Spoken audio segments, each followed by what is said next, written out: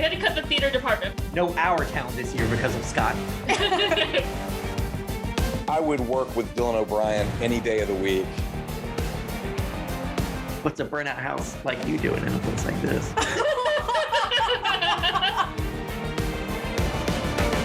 And Hollywood loves to kill me. Just being able to find so much joy in Teen Wolf. Welcome to Return to Beacon Hills, a Teen Wolf Rewatch podcast. I'm one of your hosts, Calissa Mullis, and I'm joined by Kate Colvin And Will Wallace. Every week, we'll be watching and talking about the hit and TV series one episode at a time.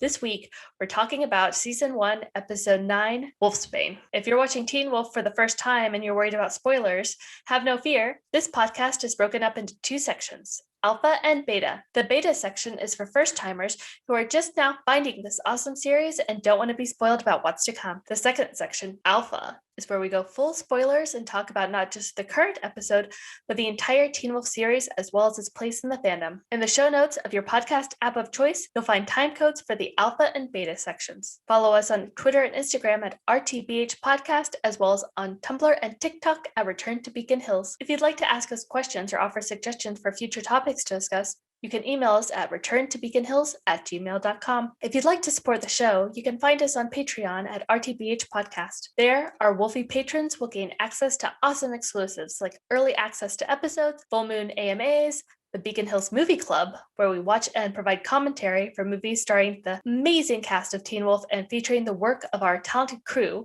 as well as guest video interviews and a monthly watch party. So head on over to patreon.com/RTBH Podcast and join the pack. This week's Alpha Patron Howlout goes to Avery. Thank you, Avery, for helping to support the show. This episode title is Wolf's Bane, and it was written by Jonathan Rossler and directed by Tim Andrew. In this episode, the Alpha, Derek, and the police all converge on Adrian Harris, who may have a key piece of information regarding the Hale fire. Kate offers to help Allison learn to defend herself. Scott tries to get close to Allison and as far away from Jackson as possible, but Jackson has other plans.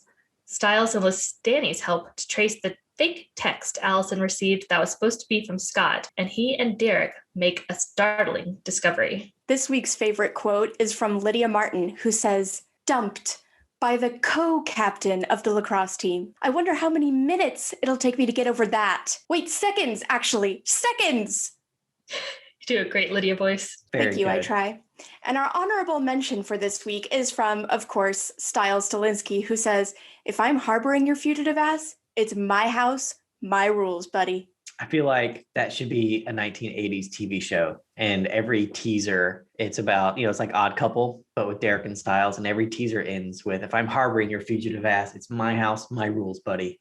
And it goes into awesome 1980s TV montage. They do have kind of an Odd Couple energy. All right. So what happened this week on Teen Wolf, guys? Who wants to jump in first? So the Alpha visits Mr. Harris, the chemistry professor at Beacon Hills High School, showing him a list made by Laura Hale. Apparently, Laura was looking for Harris, and the Alpha knows why. The Alpha gets close to killing Harris, but Derek saves him. Before Derek can turn his attention to catching the Alpha, the police arrive, and he has to evade both them and the Argent. I've said it before, and I'll say it again.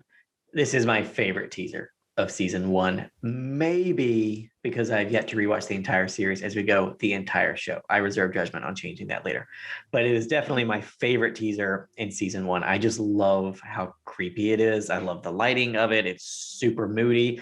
I love how Professor Harris can't look at the Alpha, just cannot bring himself to look at the monster that's behind him. I think that's so cool. It reminds me of like H.P. Lovecraft stuff, where all the monsters in those stories are indescribable, that it's just so horrifying, your brain just melts.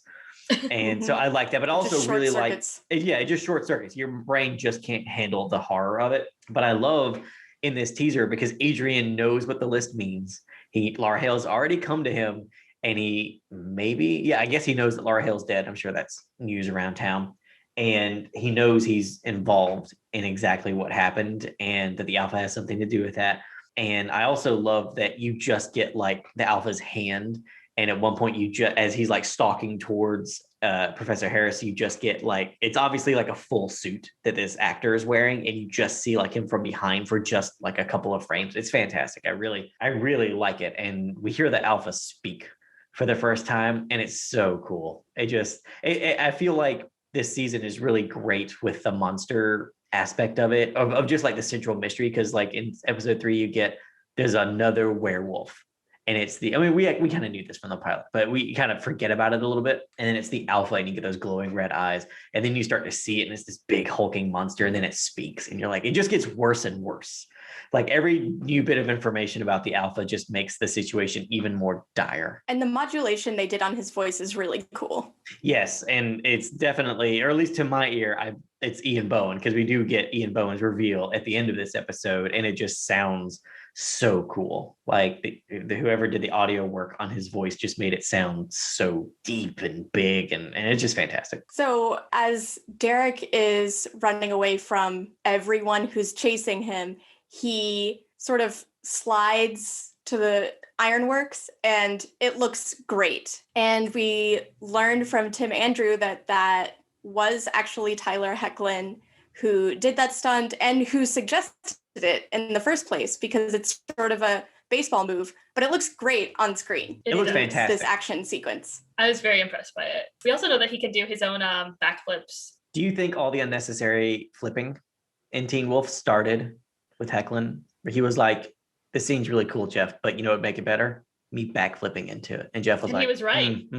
Yes, I concur. I mean, maybe, but I also feel like the Hale family's flair for the dramatic is well established from the very beginning. That's very true. That's very true. It does feel like every Hale member is drama. We very much see this in the first season with Peter and Derek, to some degree. It's a family tradition. Do you feel like Peter would have been like a drama teacher if not for the fire? No, I think Peter would have been one of those guys that's like, I'm going to teach you the 5 tricks you need to get anyone to do what you want. So he's starting a cult. He's like evil Tony Robbins. Yeah. Just without the teeth. I mean, or just regular Tony Robbins. Yeah. Or regular Tony Robbins. No, that's true. Scott and Stiles in Derek's car pick him up. Derek explains that the last time he talked to Laura, she was close to figuring something out. She had found Harris's name and a symbol. Scott recognizes the symbol as the one on Allison's necklace. He wants to get Allison to give him the necklace so they can research the symbol, but Allison still doesn't want to see him. Wah, wah. I feel like their plan doesn't make a lot of sense. It makes zero sense. It of just like who's driving what car and for what purpose, and then but still the cops still arrive at the school for Derek. I just want right. I think what's confusing about it is why everyone seems to know this information. Mm-hmm. Yes. So I understand that the Alpha went to kill Harris at the same time that Derek was going to interrogate him. Mm-hmm. That I think was just a coincidence that they both kind of reached that point in Laura's research and were following up on the leads that she was following up on. Yeah. That's fine. But then I guess the police also get there. So someone must have seen Derek on the way there, I guess, and called the police. Which I can imagine like the Argents have like a police scanner that they listen to. Oh, totally. Mm-hmm. So it makes sense, I guess, like if once the police knew about that the Argents did. But then, like at what point did Kate start following Derek's car? Were they just speeding around town hoping to get attention? Right. Like that's the part that's confusing. Like, how would they have known that the cops were going to show up or that the Argents were going to show up? Because they would have had to have already had Derek's car. Yeah, so I guess, the question is like, was Derek kind of like, it's your fault that I'm a fugitive, so while I'm going to talk to your chemistry teacher, just drive around in my car? Because it kind of feels like he could have not involved Scott or Stiles at all and just quietly gone to Harris. Right. And none of the other parts. I mean, it's all exciting and fun. Don't get me wrong there, but it's just like, I feel some of this, like many backflips, was a little unnecessary for your plan. I just don't understand. They didn't know that someone would spot Derek. Right. Or that them driving the car would even help, because were they just hoping to split up the police resources in the event that someone saw Derek? I think maybe what would fix this is if in the previous episode, or maybe if this scene came later in the episode, where you have information where you're like, the sheriff's department is on high alert. Like they've got people like just doing grid searches of Beacon Hills, driving around looking for this car. Like they are looking for the car, they're looking for Derek Hale. And Derek's like, I need to find Harris. Like I need to talk to him. And they're like, well, the best thing to do is, since everyone's looking for you, is give them something to chase while you are doing this thing. And then it can all fall apart. But we don't have any of that information. So we don't have like their reasoning for doing all of these, what feels like extraneous action. Is anyone else shocked that Derek let Scott drive his car? Yes. Scott doesn't even have his own car. No, he doesn't. I'm utterly shocked. I feel like it's just because Stiles was super enthusiastic about doing it. He just like gave it to Scott like as a you. Yes, it would be great if like Derek like is being chased by the cops and he's running around and he comes to like the spot where they're supposed to meet and he comes and just finds Scott and Stiles like just standing here. He's like, "Where's the car?" And they just look over and it's like totaled. Oh. And they're like, "What?" Do you know where the lake is? Because it is at the bottom. And Stiles is like, I should have driven. I told you he doesn't have a car. That is an extra terrible thought because in my headcanon, that's Laura's car. Oh, right. Yes, I remember that. I always forget that's not canon because it's just been, not just yours, a lot of people's headcanons for a long time. Great minds. I wonder if secretly Derek ever wishes that Stiles were the one that had been bitten. I know he spends a lot of time like scolding him, but I feel like some small part of Derek has to appreciate that Stiles is at least willing to ask important questions and not just whine about, Allison, lacrosse. Like he actually seems interested in what's going on and Scott just wants to get out of it. I think so. And it was interesting watching Search for a Cure when Scott had brought up Derek and Stiles was like, "You're saying his name. Are you just doing this to hurt me?" I know, that was Which was kind of a funny line. Yeah. Like, it's like bringing up an ex. Like, yes. Why did you talk about them? You know, I'm still hurting. I know. It was kind of, yeah. It's almost like the way that they talk about each other is a little bit, methinks the lady doth protest too much. You know? Yeah, totally. Meanwhile, a doctor examines the wound on the back of Jackson's neck, which Derek had caused with his claws when he was looking for Scott 5 episodes ago. Jackson admits that he's been having nightmares of a burning house and people screaming. He hallucinates that the doctor is pulling a long vine covered in purple flowers out of his neck, but in reality, the doctor has only prescribed an antibiotic. He diagnoses Jackson with aconite poisoning, or toxicity caused by wolfsbane. This is Tyler's dad, John Posey. It is. John That's Posey. right. Fun fact. The scene is fantastic. It is so creepy. The sound design of the vine being pulled out of his neck, the like wet, fleshy sound is just so unnerving and fantastic. I love the petals falling to the ground. The petals and the blood. It's like purple petals and blood splatter. It's a beautiful shot. Creepy Quite and good. beautiful. Right. Quite good. I feel like this is like when we did talk to John Posey, that this is a great example of a Teen Wolf scene that starts fine, gets worse, turns into a nightmare. Like it just kind of has these wonderful degrees of escalation and it's fantastic. I love when it switches from Dr. Fenris to Derek. Dr. Derek is in the house and he's still got like the blue gloves on. Yeah, it wouldn't be hygienic otherwise. Yeah, not hygienic. Right. He's a sanitary wolf. So no, this is just a great scene. And then Jackson wakes up and he discovers he's been poisoned by wolfsbane somehow. How do y'all think that happened? I would like to say that the fact that the doctor is like, you have wolfsbane poisoning, well, aconite poisoning, but you know, wolfsbane, and doesn't seem to think that is strange at all. He's like, hey, have you been eating any wild herbs? Like, what? That is definitely the first hint that this doctor might know a little more than your average doctor about supernatural goings on. Yeah. Because that is not a normal diagnosis to be giving a 16-year-old boy. Nope. He just isn't up on the trends and he just figures, this is what like teenagers are smoking these days. Right. Grabbing up some wolfsbane. Did you roll one? Did you roll one with some purple flowers? Is that what y'all are doing now? This is what came after Tide Pods. Wolf's blunts? I wonder if he asked Jackson how he got those scratches because they're pretty unique. It's not like sexy time possible scratches, unless like, what's going on between you and your girlfriend? Does she just like clamp down on you so you can't move? Like, what's happening there? Yeah. That's deep. So how do y'all think Jackson got that poisoning? Because he has not been smoking the wolf's bane. Well, I feel like he got it from Derek because whenever Derek put his claws in them, Derek was dying from the wolf's bane poisoning. That's true. Right. It's like coursing through his system. Which actually means that Stiles was right in Magic Bullet, and the aconite poisoning that Derek had was contagious. So 0.1 Stiles. There you go. While at the hospital, Jackson pretends to be a good friend of Scott's to get Melissa to let him look something up on her computer. I love Jackson's face when she says that he probably doesn't hear no very often. It's just so fantastic. He's like, yeah, It's like, you're not wrong. That's my life. And I also love that Jackson can't even be bothered to wait till he gets home to look this up. He's got to Google it right then and there. Although it isn't actually Google, it's their fake search engine, which is Inquiry It. Just rolls right off the tongue. I love the name of fake search engines in movies and TV shows. Flugel. I have to go Flugel this now. I love to Flugel things daily. Then he confronts Scott, saying he knows what Scott is, and however he became that way, he's going to have to get it for Jackson, or else Jackson will tell Allison the secret. Dun dun dun. The great blackmail maneuver. Yes. He knows his cheekbones do not work on Scott. Which is crazy because he's everyone's type. He is everyone's He type. is. Scott's attempts to get back in Allison's good graces fail miserably.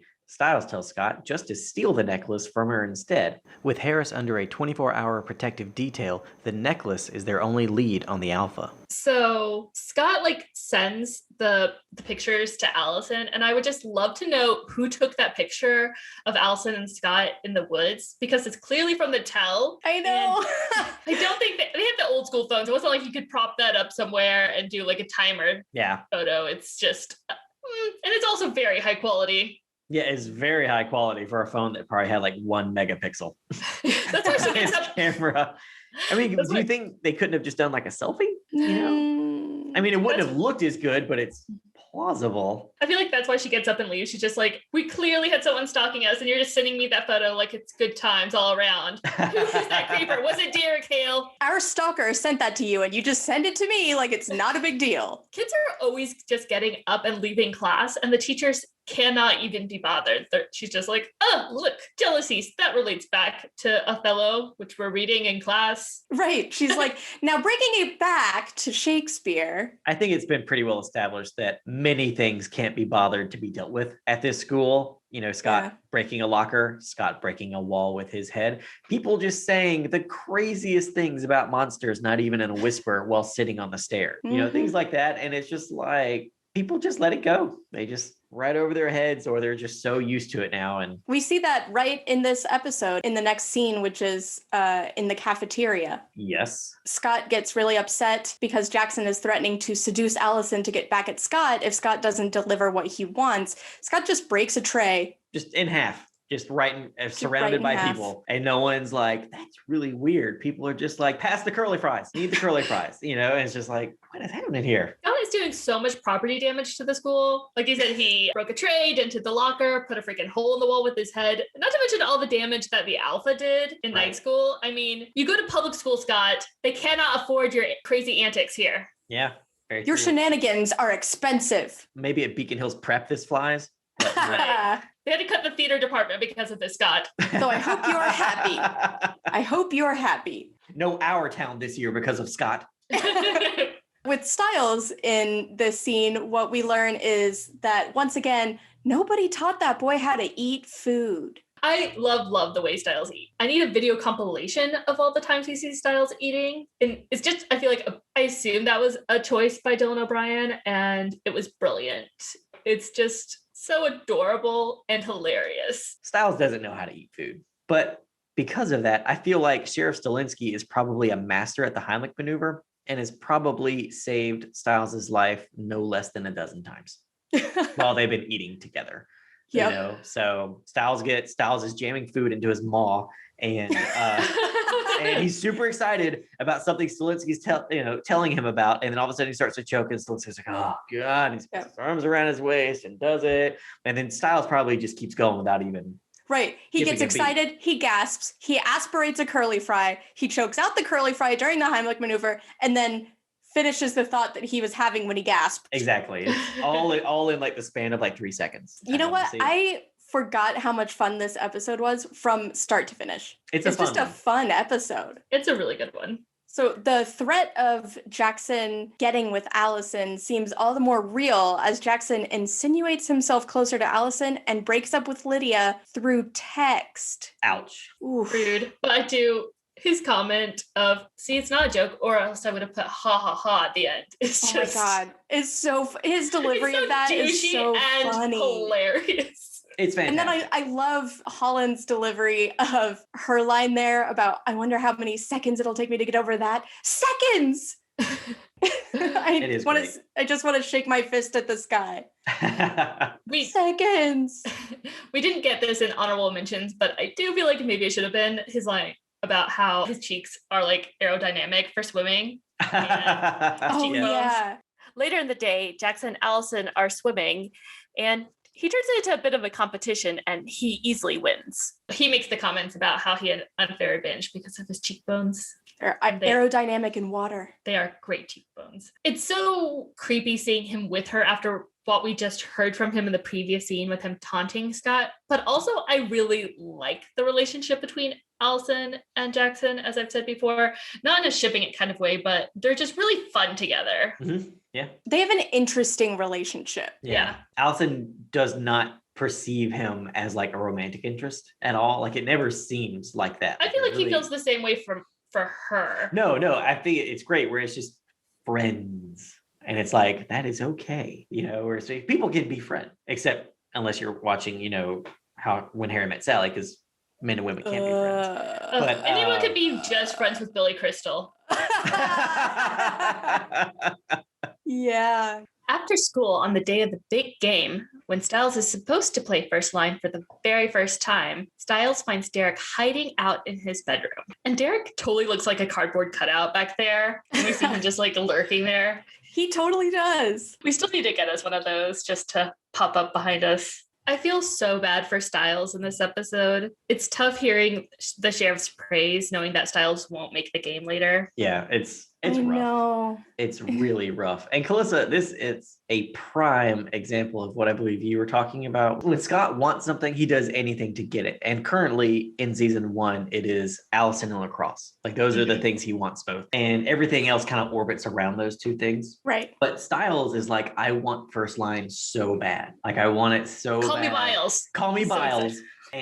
But he gives it up. Yeah. Not willingly. Like he's not like, oh no, this is totally fine. He's conflicted the entire time and upset about it, but he does it. I feel like he really is. I think he's upset about disappointing his father, but I feel like he knows this has to be done. I don't feel like he's conflicted that he knows that there's a choice to be made. I feel like he doesn't think there's a choice. He needs to do this because that's what has to happen. Right. And Scott wouldn't do that. He'd follow what he wants to do. And we saw that. Yeah. Even. Right. Yeah. So, Scott wants to have his cake and eat it too. And Stiles is just like, bad things are happening. How do we deal with it? Like, what do I have to give up for no one else to get hurt type of thing? Stiles insists that Derek has to follow his rules while in his house, to which Derek agrees, although he does manage to intimidate Stiles anyway. I love every single frame of this sequence. Everything about this is perfect. Like Stiles' line about my house, my rules, and then he kind of like smacks Derek's shoulder, and then Derek looks down where he touched him, and there's a moment where Stiles' face is like, did I just up by like touching him? Is he gonna kick my ass? And then Derek kind of like gives this solemn nod, and then Stiles is like, no, I got away with it. Oh, this is dope. And so he's like very like magnanimously, fixing Derek's jacket, and Derek is like straightening Stiles' flannels. And just when you think that sequence is over is when Derek does that little like fake out sort of feigning an attack towards Stiles. He's like, oh God. Yeah. It's great. It's a fantastic moment.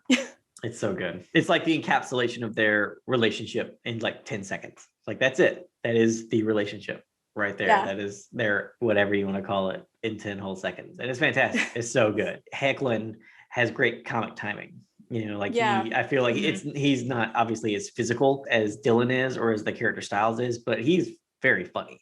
He's not ever really trying to be, but it's just the things he does end up being very funny. And usually it's dealing with Stiles. So yeah, because I feel like that's kind of his version of playful.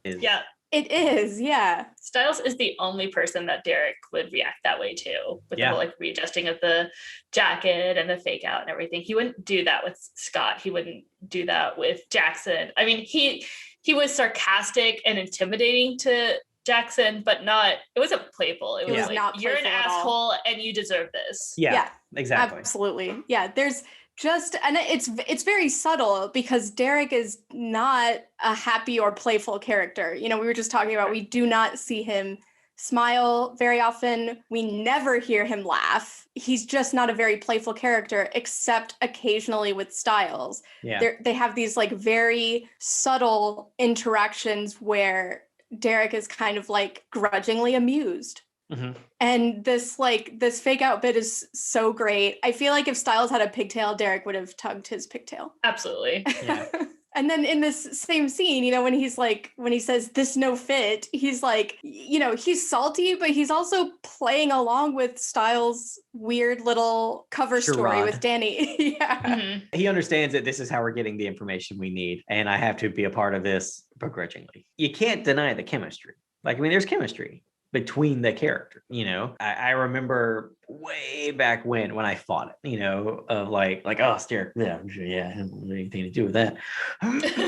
But I mean, it's just like, honestly, it's just one of those things where it's like, they've got chemistry. They do. And it's like, well, if one had been a girl, things probably would have gone different. Very differently. Stiles asked Danny to use his hacking skills to trace the mysterious text Allison received, which she thought had been from Scott in the last episode. Danny is resistant, but he comes around when Stiles asks Derek, whom he introduces as his cousin Miguel, to take off his shirt. This is a great scene. Teen Wolf can be very scary. It's very intense, a lot of thrills, but it can also just be very, very funny. And especially because you can see on Stiles' face, thanks to Dylan's wonderful acting, the gears turning. Mm-hmm. He's like, oh, I learned something. How can I use this to get what I want? Also, Derek, I need you to take your clothes off, please. And Derek's like, but it's great. It's just so good because it shows that they're like a really good team, that they both pick up what's happening. And then I just love the way Derek just gets out of the chair. He's like, oh, here we go again. His old bones just Yes, exactly. So yeah, it's just a great scene. And Keahu plays it fantastically. He plays Danny so well. And it's just these little looks over to Derek and all this. And he's like, what do you think, Danny? How's he look? He's like, I don't think that's his color. It's one of my favorite scenes, probably in the whole show. It's just great because the dynamics between the characters are so interesting and fun. The comedic timing is absolutely on point. And we're kind of seeing different sides of multiple characters. We're seeing Stiles be kind of Machiavellian in his thinking. We're seeing Derek be kind of funny, which is unusual for him, and we're seeing a different side of Danny because Danny's like the lovable boy next door that everyone just adores being around, but also he has a juvenile record for hacking. Oh my god. And when it cuts back to Derek in the orange and blue shirt and he's just standing there like seething, which is the only way I can describe how he looks there, just seething of like, oh, you're gonna pay for this later. It's just funny. Yeah. We should have definitely seen Stiles wearing that orange and blue shirt later on. I agree 100%. Oh, yeah. That would have been outstanding. I wonder if there's really a pic of baby Dylan O'Brien in Stiles' room, because I know that I believe fans caught an actual photo of baby Tyler Posey in Scott's room in one scene. Baby Posey. I can confirm there were pictures of young Tyler Posey on the set of the McCall home from season 3 on. What do you think Derek was reading in this scene, though? I feel like he might have just picked up a dictionary and started like just reading through it. Yeah, it was it's like a huge. It is, yeah. It's like an encyclopedia or a textbook or something. Right. He wanted to make sure it was something that he could dramatically snap shut, that would have the required weight to make a nice strong snap when he irritatedly snaps it shut to get up and change his shirt. Why do you think I only buy hardbacks?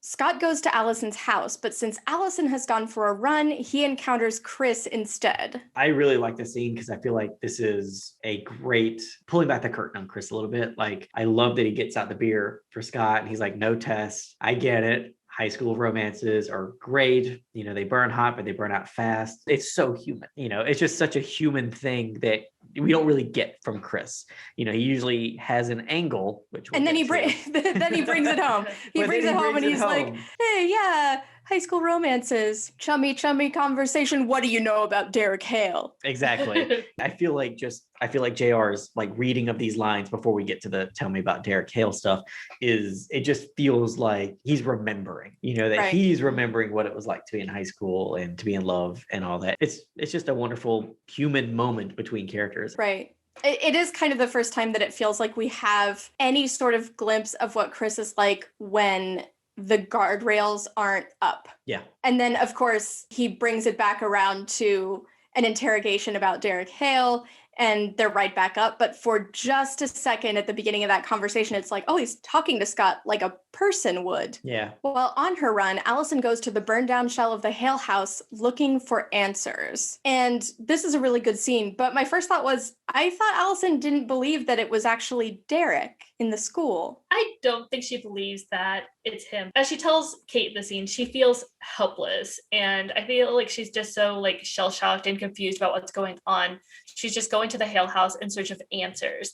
Like, I don't think she believes it's Derek, but I believe she thinks Derek is the way to figure out what's going on. Okay, so she doesn't believe that Derek is the killer, but she does believe that Derek is involved somehow, which is accurate. I mean, she's right about that. Yeah, she's not wrong. The bit when she gets to the Hale house and she sort of crouches down and traces her fingertips along the claw marks in the floor. It's such a quick moment before Kate comes in and the scene very much takes a turn, but it's gutting, just that one bit. Again, it's Derek's backstory is something that we get in these tiny, tiny little bits and pieces, these like throwaway lines and shots. And this is one of them where you remember that they burned alive. It was not instantaneous, you know? Yeah. This wasn't just like shot in the head and it's over. I mean, this was like a horrible, gruesome way to go. Yeah. You know? Yeah. And it's not helped by the fact that when Kate does arrive, because she followed her, because she's been following Allison, that she's like caressing burnt beams and stuff. Is. And it's just like sexually harassing a house. What's a burnout house like you doing in a place like this? Jesus. But the thing is, Kate says stuff like that, and it's always Allison's reactions where she's just like, oh my God, we're practically sisters, so I let you get away with saying all this awful stuff. She's like, did you follow me here? And Kate's like, yeah, well, you can't blame me for being worried about my favorite niece. And then Allison just kind of like lets it go. And I'm like, no. I would like to ask some follow-up questions, please. Why are you stalking me? Yeah, it does feel like there are many times when Kate says something and any character should just be like, follow up. I have several questions. Yeah, but no one seems to do it. This scene is a good example of that, where Allison just moves right along after hearing, yes, I followed you. And you'd be surprised what you're capable of, because there's the whole, why would Derek want to kill us? And Kate says, like, basically imagine if someone killed your entire family. And Allison said, wouldn't turn me into a killer. But Kate says, you'd be surprised what you're capable of, and you only need a reason or something like that. Yeah. Right. Yeah. And it's like, dude, she's admitting to you that she's killed someone. Yeah, no, that is probably many of someone, but yeah. That is the precise moment when Allison, instead of saying, I would become a psycho killer, she would say, follow-up question. Are you saying that he believes we killed his entire, because that's what those words are saying. Right. You know, right. But she doesn't say that. And it's like, and this would be the first time that Allison has heard that implication. It's not for the audience, right? Yeah, because we heard Derek say that toward the end of Magic Bullet, but Allison hasn't. So it is kind of interesting that she doesn't interrogate what Kate just said, because the implication is very clear. If someone murdered your family, you would be angry at them too. Wait a minute, that suggests that we murdered his family, and you're saying it like it's a true thing. Yeah. Is anyone else thoroughly creeped out about the way that Kate touches Allison? Yes. Yep. Yep. Yeah. And continuing, like what I've said before about, she brings that whole like flirty horrible energy to everyone she encounters, even her family. And inanimate objects. And inanimate objects. It does feel like her default is seduction. It's like, because I feel like it's probably the tool she's used the most to get information or anything. So I feel like that's just her unconscious default when it comes to every kind of interaction. Because I think, like we've talked about, was it the previous episode maybe, that Kate doesn't have friends and family. She doesn't have enemies. She just has assets. Everyone orbits her. And it's just, what can you offer? And if you are useful, then you stay. If you're not useful, well, you get shot in the face type of thing, or your house burned down with your entire family. Yeah. And I do believe that that's how it is even with Allison and Chris, that it's just, that's her way. I don't know the correct psychological term for anything like that. Malignant narcissist. There it is. Sure. It's just going to go crazy ass bitch. Crazy ass bitch. I feel like that touching on Allison's back is just proof of that she's like, I'm not talking to my niece. Yes, I will use that word, and I understand biologically that's how this works, but it's just like, do you know something? How can I need something? How can I get that from you? I don't or this think or that? She doesn't need anything from Allison. I think she's excited at the possibility of turning Allison into a mini version of her. Yes. I think she's trying to groom Allison into being her. Yeah, I use that language intentionally. And I think it's fitting. It's just shudder-inducing. It is, yeah. I think she wants to groom Allison into being sort of her protege. Back at the Argent house, Scott narrowly dodges Chris's questions and succeeds in sending Stiles a photo of Allison's necklace, which matches the symbol Derek showed them perfectly. It is interesting, though, that Chris is grilling Scott.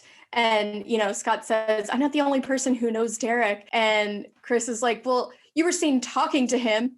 And it's like, yeah, I mean, Allison talked to Derek too. She was seen talking to Derek. He drove her home from a party. And I know other people saw it because Stiles then goes to Scott and was like, oh, Derek was the one who drove her home. Chris just acts like the fact that he's been seen talking to Derek like once by Allison is enough to be like, it's super, super suspicious that Scott has been seen talking to Derek. And it's like, okay, calm down, Chris. Is it possible Chris doesn't know that about Allison? He might not know that Allison has used Derek's werewolf car service.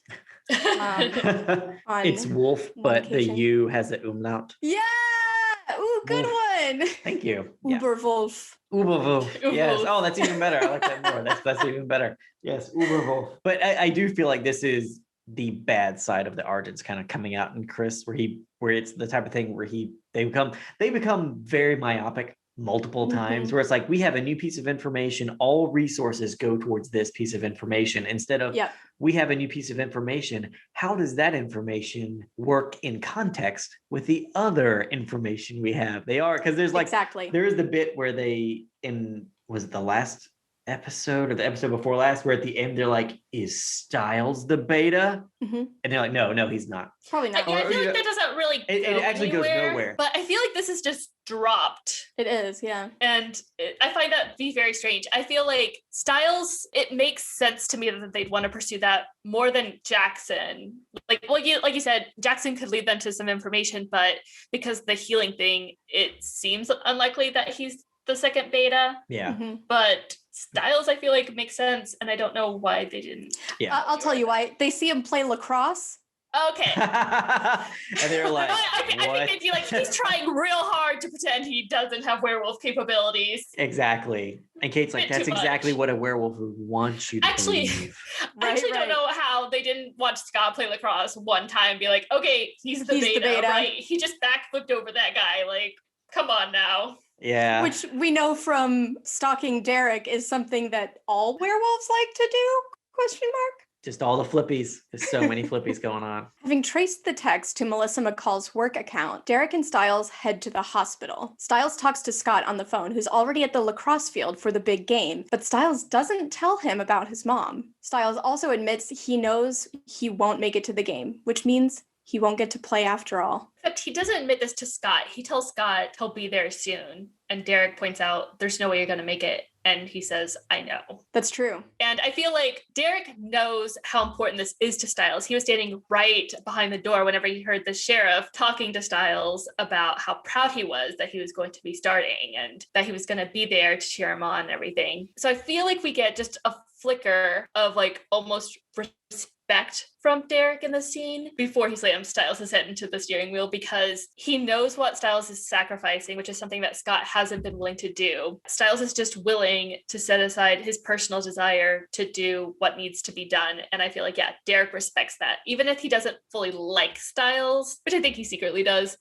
Not just like a hysteric way, but like, I feel like he secretly kind of thinks Stiles is funny and stuff. He just doesn't want to admit it. Yeah. I feel like he does respect him in the scene because Stiles knows he's not going to make it, but he's okay with that. He knows that. He's not even complaining about it. That's he's not. He's not like, oh my God, Derek, you drug me out here and now I'm going to miss my game. Oh, I'm sorry. Am I in the car with Scott now? My God. Is what Derek would say. And I feel like that's part of the reason why he goes ahead and slams his head against the steering wheel, because he's almost like, no, I don't want to respect this child. Slam. I want to hurt this child, not respect him. I want to put it back in his place. I don't feel like he's more of an equal because he was willing to do this. Although I do think that given what we've seen Scott do when he lost control on Stiles and what we've seen other characters do, I feel like Derek controlled his werewolf strength there. He did. He didn't like break Stiles' nose. He didn't bruise him or anything. It was like, I'm making a point. He dialed his strength down to people strength. Right. He's like, I'm not going to really hurt you. And Stiles doesn't even really, he doesn't have like a bloody nose or anything. He's just kind of like, oh man. Yeah. That was like his response. Right. Yeah. It's great. Oh man. But yeah, I do like this moment a lot because I feel like it's the moment where Derek is surprised, but also kind of impressed with Stiles. But then he still sends Stiles in first, I guess, just because Derek's wanted. Yeah. I assume that's why. Yeah. Because I mean, hospitals have security cameras, security guards. I don't know about this hospital. Maybe not this hospital, but I feel like Derek could be forgiven for thinking that Beacon Hills would behave like a normal town does. Yeah. Is this the hospital where Melissa works? That's the thing, is that when they show the establishing shot to establish where we are, it's the home. Because Peter wasn't in the same place that Melissa worked. No, in a previous episode, it's not super well established, but there's a different sign. There's the Beacon Hills Municipal Hospital, and then there's the Beacon Hills Crossing, or whatever the place is called. And it's presented as different places. And then in this episode, they're kind of conflated.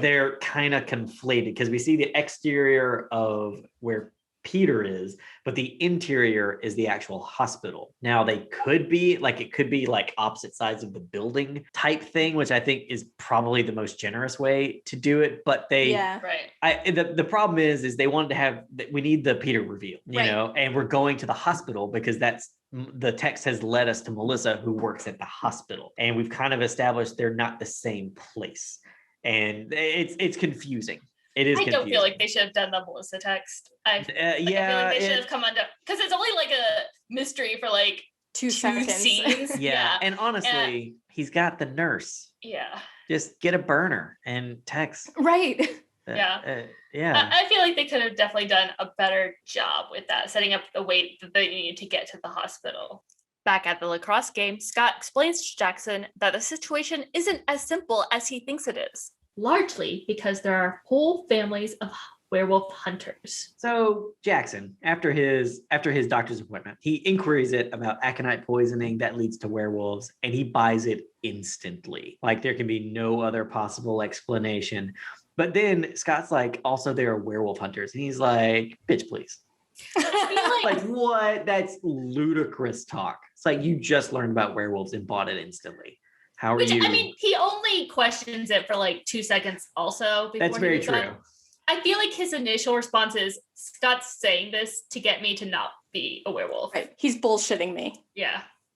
And because he has seen, even before he got to werewolf specifically, he'd been collecting evidence, right? He kept the glove, he kept the claw, he put them together in a great dramatic reveal scene. Oh, yeah. He has clearly taken note of the drastic changes in Scott's lacrosse ability. You know, he's been cataloging these pieces of information, and the crowning jewel of his data hunting was the aconite poisoning, which took him to werewolf. Yeah. So he had kind of been slowly building his credulity. It is funny that he is so immediately dismissive of werewolf hunters in a way that he wasn't necessarily with werewolves. But yeah, I agree with Calissa. I think it's more about, like, in his mind, what makes the most sense is that Scott doesn't want him, Jackson, to be a werewolf too, because then he'll have to compete with Jackson again.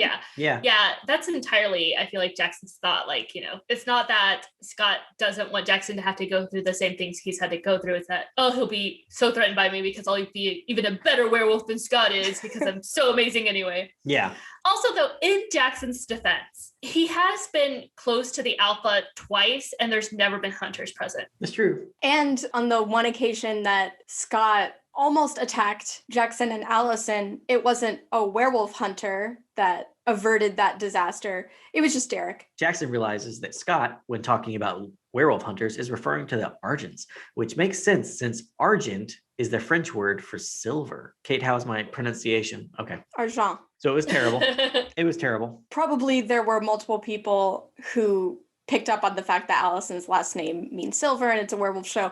But I really love the idea that, you know, when you first realize that linguistic connection, you see the correlation and you assume that you know which way the causality works, right? That, like, yeah, her family are werewolf hunters. Silver is damaging to werewolves. Therefore, they named her family Argent. But I love the idea that it's actually the other way around, right? That, like, circa the events of Maid of Gévaudan, her family became established as the earliest werewolf hunters. And I love the idea that, like, some Frenchman from that area was, like, trying to tell someone, probably who wasn't a native French speaker, about what happened, and said, Argent kills werewolves. And the person was, like, running it through whatever the 16th century version of Google Translate is, and was like, okay, silver kills werewolves. And really they meant, no, with a capital A, like this family, this person with the surname Argent kills werewolves. And that's actually where the myth of silver being harmful to werewolves came from. I love that idea. Yeah, it's a great play on the mythology. Teen Wolf did such a good job with that. Mm-hmm. I feel like Stiles had definitely knew that, but just assumed Scott knew, and so had never told him. Yes. Because I find it hard to believe that Stiles did all that research and didn't know it. Yeah. I agree. He definitely fell down a Wikipedia hole repeatedly throughout the events of the first season. Like, you know, that had to have happened. On the phone with Derek, who's still in the car, Stiles reports that he can't find Melissa inside the hospital.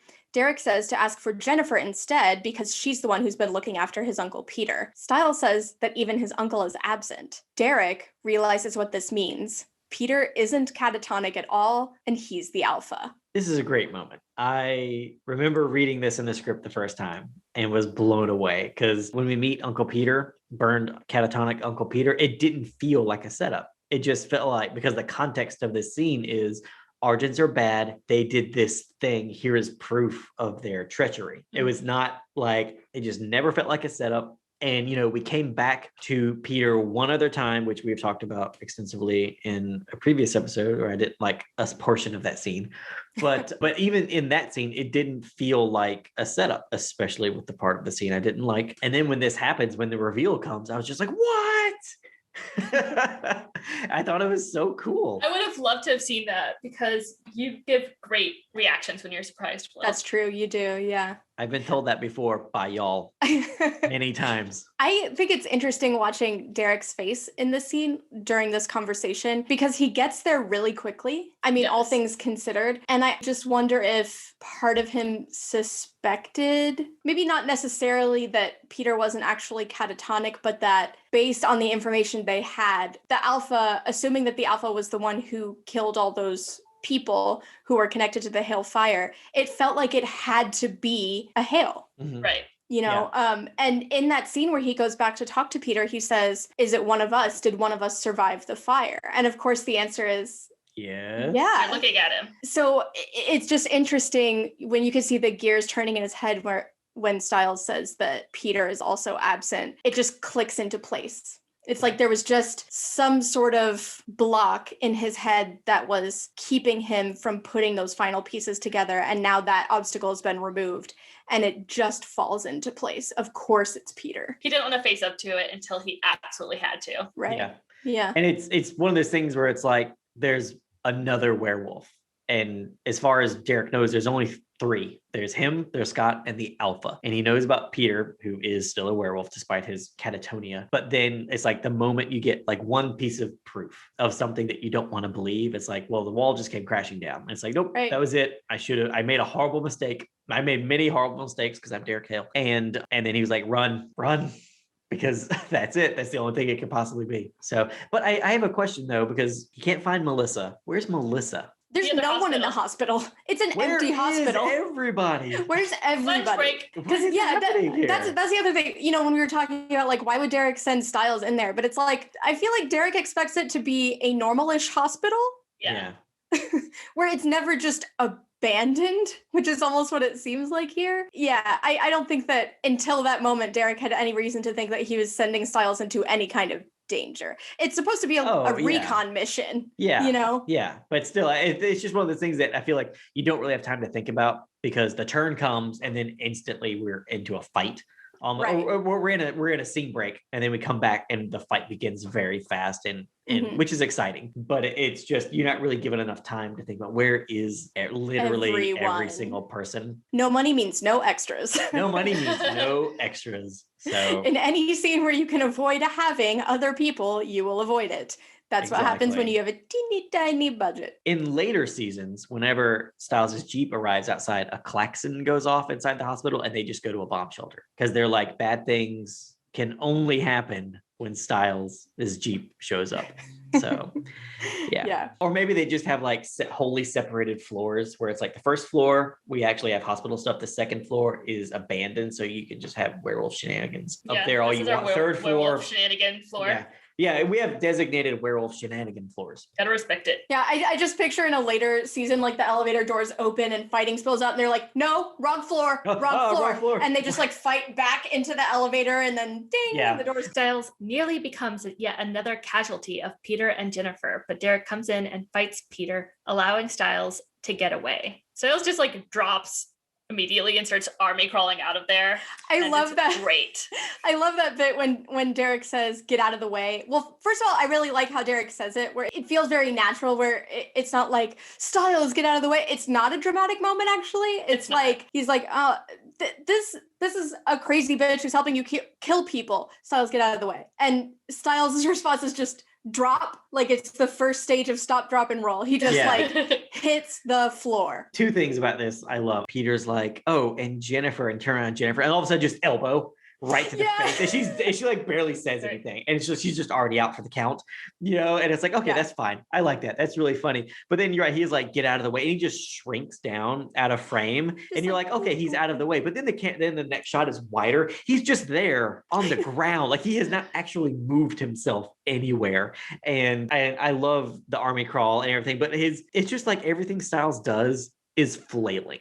Like he flails. I relate hard to that. He definitely seems like one of those kids that grew like 4 inches overnight and just like doesn't know how to move his limbs anymore. Exactly. But yeah, there's a lot of flailing going on in this scene and it's great. And if you look, Jennifer does have a bloody nose and she's knocked out. So again, Derek knows how to pull it back and not hold back as the situation calls for. Yeah. Just to underscore, I don't think he actually had any intention of like hurting Stiles. I mean, he wanted to make his point. He definitely didn't like give him a bloody nose, or there actually isn't even a bruise on him or anything. Yeah.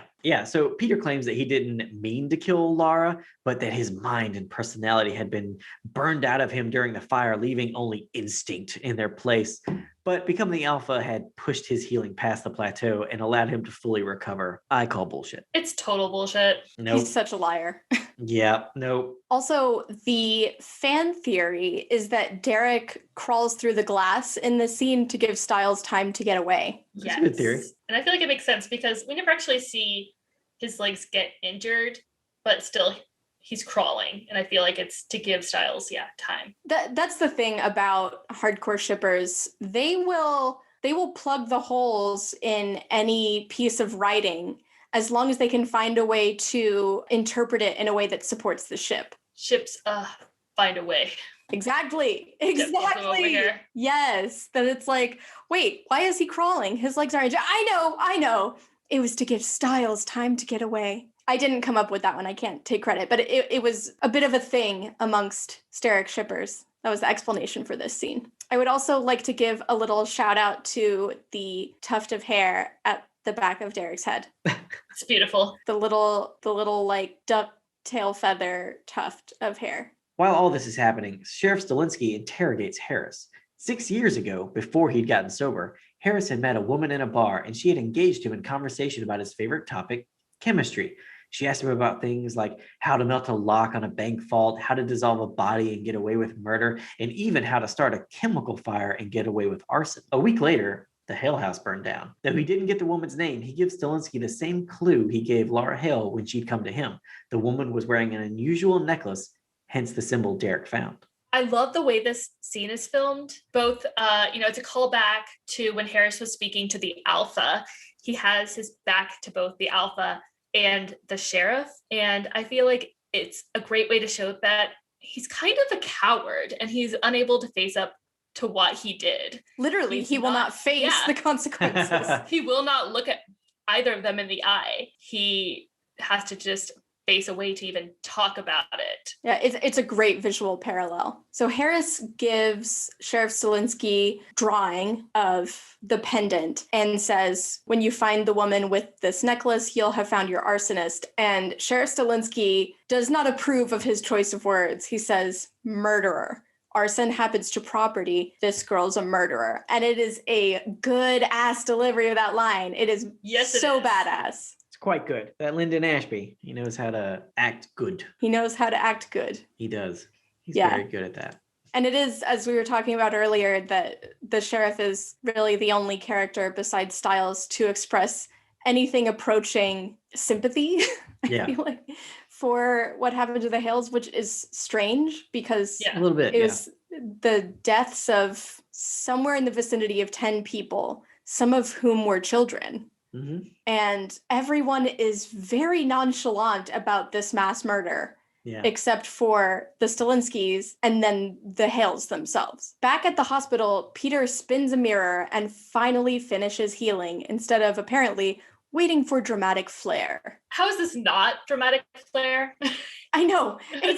This is like the dictionary definition of dramatic flair. He says the thing about, when you look this good, why wait? He spins a mirror, which is a fantastic shot. This is such another great example of Teen Wolf using kind of an unusual filming style to make an on-screen visual effects transition look more natural, right? So instead of having to see CGI healing in real time, he spins the mirror. And so we're seeing these like snapshots of his face partially burned until it isn't anymore. It's such a great way to present that visually so that you don't see the seams in terms of the effect. It looks great. I feel like maybe he was just meant that he was going to wait to do it in front of Kate because Kate thought he was half burnt up and dead. Oh, yeah. That could be what he meant by waiting for dramatic flair. Do y'all think Kate went and saw Peter? Yes. I do. Yeah. I wish we could have seen that scene. I know. But yeah, I feel like the house, she would want to see her handiwork up close and personal. Yeah. I feel like she'd go there and be like, oh, I'm his distant cousin and I just want to spend some time with him. Please leave us alone. Or join us. Depending on your inclinations. That's a very dark speculation, but really, Kate is evil. I mean, she's evil. She's evil. I feel like the way he's dressed is a bit much. It's very Spike from Buffy the Vampire Slayer. Yeah, it is. He definitely, at this point, dresses like Spike in particular, but I'd say to some degree just the vampires on Buffy the Vampire Slayer. They had a look, a lot of them. And it was like... dusters. Love their dusters. Yeah, it was like 90s grunge meets 90s cyberpunk. I'm glad that he switched to his V-necks His very deep V-necks. His trendy look. My fanon is that he wore those clothes begrudgingly because Jennifer went out and got those clothes and she was like, I think you'll look nice in these. He was like, oh, God. But it's all he had to put on for that time. So then after that, he made a run to Target. That's why Or he was going to make a Oh, run. come on. Target? Well, Peter Beacon Hale Hills. shops at Target? Okay, I'm No. just saying Beacon Hills doesn't have, Banana Republic. So, I mean, we know their mall is abandoned. At the lacrosse game, Jackson gives Scott 72 hours to get him the bite. And I love that how he clarifies that 3 days are 72 hours, because he starts by being like, I'll give you 3 days. And then he looks at Scott and he's like, that's 72 hours. Just so you know. I know we talked about how stupid Scott is sometimes, but I just wish he'd been like, I wish Jackson had been like, you know what, Scott, I'm feeling generous. I'm going to give you 72 hours to get me what I want. And Scott goes, a week? Oh. Poor Scott. Poor Scott. Poor No, Scott's the best. Scott. We all love Scott. We do. He's the best. We love him. He's just an adorable puppy dog, especially in He's this a first pup. season. It's a problem that a lot of shows run into as they try to make a character funnier. What happens sometimes is that they make them dumber. See Britta Perry on Community. Mhm. Yeah. Actually, I would Both say characters on Community. in the stands, Kate makes inappropriate comments about Jackson while also questioning whether Jackson could be the second beta, turned by the deep scratches in the back of his neck. This is a great scene. It's a lot of stuff going on here. It's got some layers to it. I think the most important layer being Allison just doesn't hear crazy and weird and the stuff that are red flags, and the look on her face is just the definition of cognitive dissonance when Kate is speaking sometimes. Yes, And it's really It's upsetting. the face of cognitive dissonance. It's yeah. upsetting. Because Kate is the sort of criminal who just tucks casual confessions into otherwise innocuous conversations. Yeah. Right. And she says the thing about, oh, if I were just a teenager again, or maybe even just a substitute teacher. And of course, in the book, in On Fire, Kate was a substitute lifeguard at the Beacon Hills High School pool.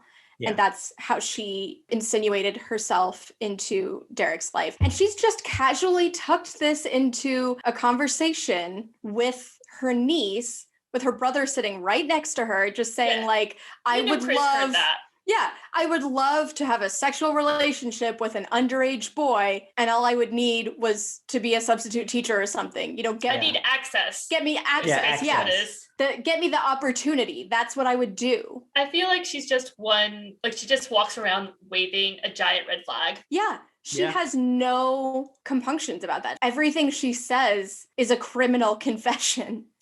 Like at the end of Magic Bullet saying like, oh, I always play by the rules, wink, Wink, wink. and then nudge, like nudge. starting a large fire immediately Yeah. after saying those Yeah. words. Or earlier in this episode at the Hale house saying, why would Derek want to kill us? Well, I mean, wouldn't you want to kill people if they murdered your family? I mean, she just tucks these things into conversations. She has no issues with it whatsoever. She's like, yeah, I'll just tell you to your face I murdered a Yeah. bunch of people, or I would sexually assault a teenage boy if given the smallest pretext to be in his immediate vicinity. Like, Yeah. it's insane. And you're right. You see this on Allison's face, this expression that's like trying to process what she just said in a way that doesn't destabilize her entire worldview. Yeah. Mhm. And what she says actually is, you are sick. Yeah. And she Right. says it in a little bit of a joking tone, but Yeah. of Mhm. course it's also just not a joke. Yeah. It's not a Mhm. it's not a joke. She She is actually sick. And I think on some level, Allison knows that she's sick. yeah. Yeah. Because she also saw how Kate interacted with Scott in Magic Bullet when Scott was unwillingly pulled into a family dinner. And there's a moment in Magic Bullet too where Kate says something to Scott, maybe about his brown eyes or whatever, and there's an expression on Allison's face that's like, what the fuck? Yeah. And then she just kind of lets it go because that's what she does. But, it's not just Allison. I don't want to put all the responsibility on a 17-year-old girl. And when Chris is standing right there. Yeah. right. Yeah. And for all this stuff that we're talking Yeah. about, including when she says the thing about, I always play by the rules. I mean, Allison's not even present for that conversation, Mhm. and she doesn't have the full context of it. But there is a degree of willful ignorance there to some degree with Allison, but even more so with Chris. And sort of going off of what I was saying earlier about Derek putting it together really quickly that, okay, Peter has to be the alpha. And I think that might be a sign that part of him suspected that that could be the case. So another layer to this scene is Kate asking Chris whether or not a person can be turned into a werewolf by scratches and not just a bite. And Chris says if the claws were to go deep enough, because they're looking at Jackson, and Jackson's got these gnarly scabs on the back of his neck. And so now they believe that maybe Jackson is the other beta that they saw running around in 104. But this doesn't make any sense based on everything we know about werewolves so far, in that they heal very quickly. Even if they've recently been bitten, 12 hours later, that bite's gone, you know, as their body's adjusting to being a werewolf and all these new senses and healing abilities and all that. And already in the season, we've established that the Argents have been doing this a long time, like 300 plus years. And I just don't feel like any of them would be asking this question at all, because again, they've been doing this for 300 years. So I just think we needed, you know, I think the story needed the characters to latch on to Jackson, but they had to not be smart to latch on to Jackson, which is unfortunate. There's another way they probably could have gone with this scene. We've never actually seen them have a werewolf that they've studied. Chris hunts them and will kill them if necessary. Kate tortures them for fun and kills them for fun, but we've never seen them do like any actual, like, we're going to take a werewolf and see how long it takes for them to heal. We're going to take someone who's newly bitten and see like how long it takes for them to shift. And so I'm just wondering if maybe they don't have like a full idea of, okay, what happens if someone starts to like reject the bite, which we know can happen. Someone can reject the bite. Is it possible they could reject the bite without dying? So like he wouldn't be healing. I mean, it doesn't make sense still for him to be like the beta, but I can see them not fully knowing the details of what happens with like a scratch or like all the ways that someone could be turned into a werewolf. I could see that if it was just them, but like Will said, they've been doing this for 300 years. And they're not the only hunters. I mean, we don't talk about other hunters, other families. Exist. I do believe that someone in the world of the hunters has gotten someone bitten and then put him in a cage and was like, we're going to watch this and see what happens. Because I mean, like, I feel like if it's like we have an enemy that we believe will wipe us out, we're going to learn everything possible about them. You know, it's just, I mean, that makes I feel like then if that was true, if the hunters, you know, hadn't done all that type of stuff in 300 years, I'd be like, how are y'all just not dead? Because you don't know anything at all. I will say this. I'm going to get really deep into my Argent headcanon here, but I believe that Chris might not know. And here's why. I don't believe that Kate might not know, but I'll get to that. I think that there probably have been hunters that have captured werewolves and have studied every little bit of their anatomy, how long it takes them to heal, what they can heal from and what they can't heal from, all this stuff. I feel like there absolutely have been hunters in the last 3 centuries who have done things like that because they believed that was the best way to fight this enemy, even though it was entirely unethical. That's what human beings are like. Yeah. And I just feel like that has happened. As far as Chris is concerned, I kind of imagine that, like, you know, we've talked a little bit before about when Kate and Chris were young and Gerard was teaching them about the family business and how each of them reacted, that Chris was drawn very strongly to this moral code. Kate was not that thing. I kind of imagine that was going to introduce them into the darker side of hunting later, but came to realize that Chris couldn't stomach it. And so he just made a decision not to share any of this data with Chris because Chris would reject it. But then with Kate, he's like, here, want to see the files of that time a couple generations ago when we captured some werewolves and just studied them for 6 months? That's what I believe. What I believe is actually that generations back, they had details. They knew how they had studied werewolves. They knew a lot more about them. But as the Argent family went on, we got more people like Kate, more people like Gerard, where it was like, we say we live by code, but our code is really, we find them, we kill them. We cut them in half. Right. So I think they really just need to know, for them, they need to know the basics. This is how you make sure a werewolf doesn't come back to life. This is how you kill them. Mm-hmm. I mean, I would argue, this is though, what their that vulnerabilities are. whether you could be turned from a scratch is basic. I would argue that's basic knowledge, because they need to know what can turn you, because even if their only goal is to kill all werewolves, they need to know that so they can know faster whether someone's a werewolf or not, you know? Because like if they knew definitively that you could get turned from a scratch, then they'd more easily be able to be like, this person is probably a werewolf, or this person is probably not a werewolf. Mm-hmm. You know, I agree with you, Will. When I watched this scene, it kind of took me out of it a little bit, because I was like, you guys haven't amassed that much information for having been immersed in it for literally generations and generations and generations. I mean, 300 years is a long time to be engaged in this kind of stuff and not know something as basic as, does it have to be a bite? Yeah. Mm-hmm. That's a pretty basic question. And then also of like, would it have healed, or would it have time to scab over? I just feel like that kind of stuff should be pretty basic. Like I said, I buy that they don't know about things like Wolf Moon, their traditions, you know, their belief systems, their social structures. But I have a hard time believing that in hundreds of years of doing this, they're not sure whether a werewolf could scratch someone and turn them into a werewolf. I feel like a lot of supernatural shows fall into this problem, though, that they have to explain things to the audience that characters should know, and they kind of write themselves into a corner. You need someone who doesn't have knowledge, and I get where it's like, well, we've always got to have this extra person in a scene, but at the same time, I'm like, I feel like even like a scene between Kate and Argent, where it's like, just don't ask questions, make statements, right? You know, that you don't have to ask, can you do this thing? She's like, do you remember that story about the guy who got turned from a scratch? He's like, yeah, that was really weird. He goes, what does that look like to you? You know, where you're making statements and instead of making questions. I feel like that's the easiest way to get around that stuff, is you have characters showing they have knowledge. Granted, they're doing it, it will have to be in a way that normal human beings wouldn't do it, because normal human beings don't say things that are obvious between Remember two the thing people. that we've like both know super well?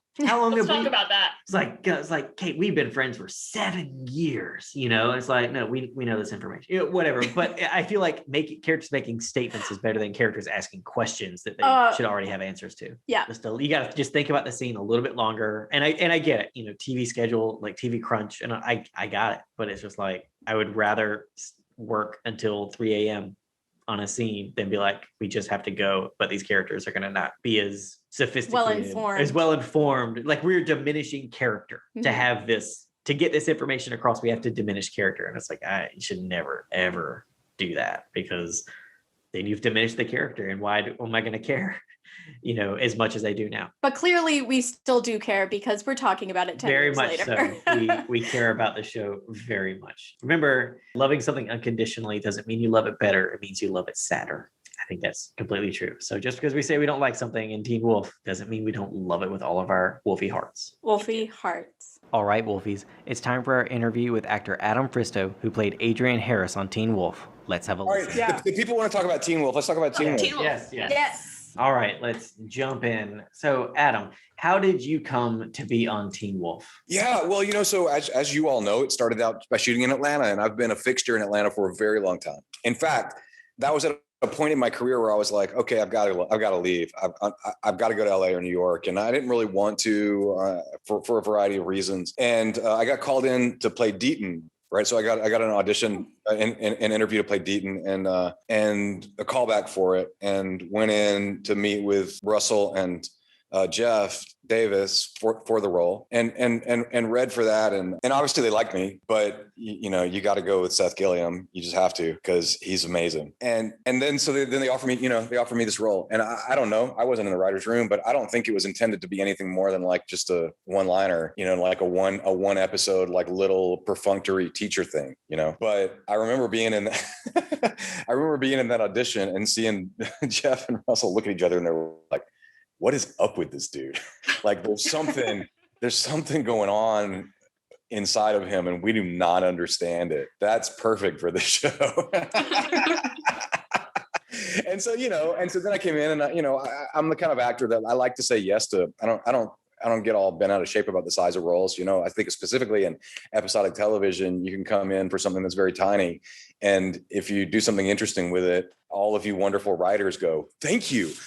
Now I've got, I have the next thing to write, or I have the new idea or whatever. And so I think that's how that came about. Was there any character or actor that you wished you had more scenes with on the show? I would work with Dylan O'Brien any day of the week, nonstop. What a gem. You know what I mean? What an absolute gem. And, one of my greatest pleasures about being on that show is actually hanging out with him off camera, because obviously I'm really interested in the craft, right? So teaching has always been a part of my kind of portfolio career. And I love being in the studio. I love thinking about how we get better at what we do and how stuff's made, and here's Dylan who like had never done anything before. Right. And you're like, how in the world are you so skilled?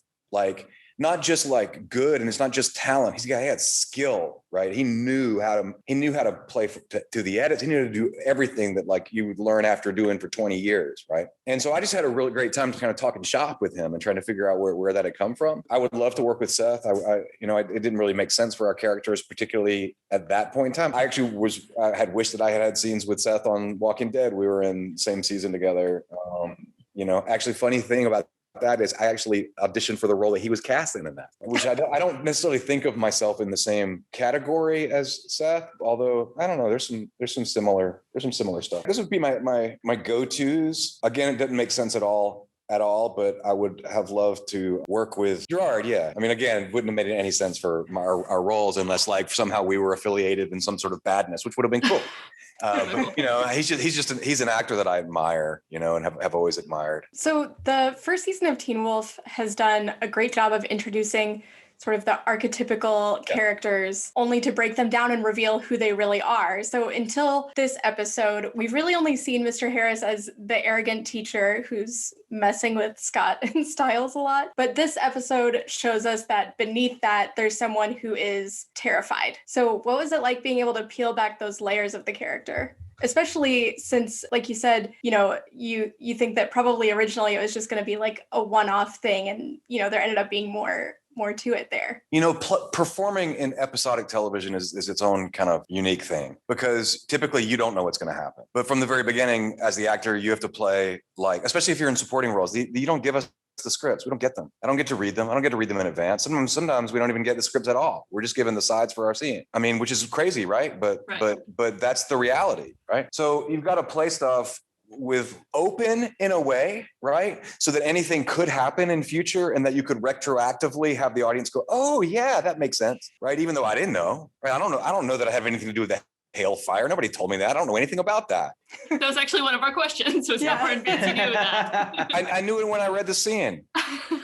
I didn't know anything about it. Now, would it have changed anything in my performance? Probably not. So then in that sense, it doesn't really matter, right? But what it means is that as an actor, I've got to create a story because nobody's telling me the story. I know in the writer's room, you've probably beaten it all out, and you know what I mean? You know what's going on. I'm sure that everybody in the production, this happens all the time, right? By the way, in film and TV production, right? The production team forgets that the actors don't know anything, right?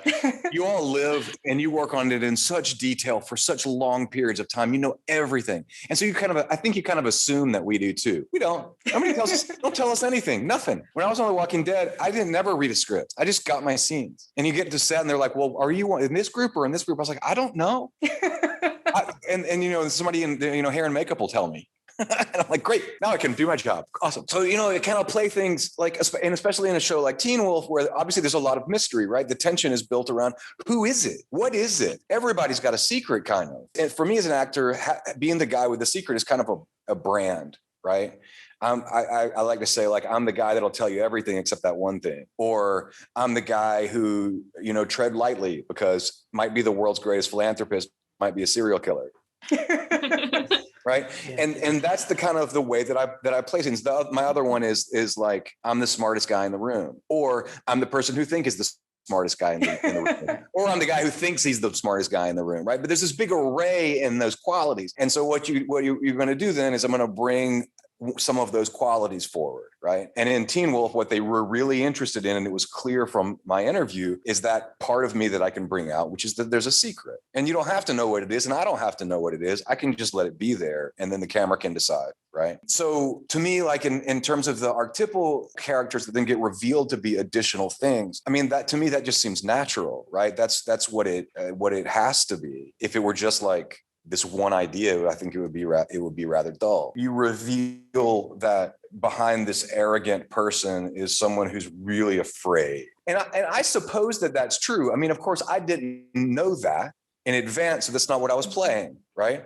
What I was playing is that I know there's some serious. Yes, okay. Go for it. I know that there's some scary shit out there, right? Mm-hmm. And I know that these kids who are in my room are in danger. And so I'm being an ass, but I'm not being an ass to pick on someone. I'm being an ass to protect them. So I cast myself as a hero, not as a jerk in my own mind, right? Mm-hmm. And so then when it turns out that what it is that I have witnessed and what it is that I know, that just reinforces this idea I had already made, is that like, it seems that some of the people in the town are oblivious to the fact that there are all these murders and craziness, which is really wild to me, but they just not know.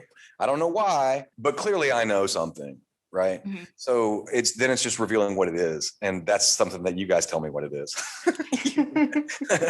So it's easy to reveal because I'm like, oh. Like, oh, that's what I was doing. Oh, that's it. That's it. Thank you. That's definitely what I was doing the whole time. Now that I know that you had got a lot of the scripts in advance, who did you personally think the alpha was before it got revealed? This is like, again, actors being really arrogant. I was like, it's going to be me. That would have been fun. That would have been fun. I'm like, it's totally going to be me. I know it's going to be me. I'm a little bit nuts. But I also think that like, well, I mean, I don't know. I think we think it's well, we don't know Ian then, do we? We only get the one scene. Yeah, he's only in one scene in the hospital.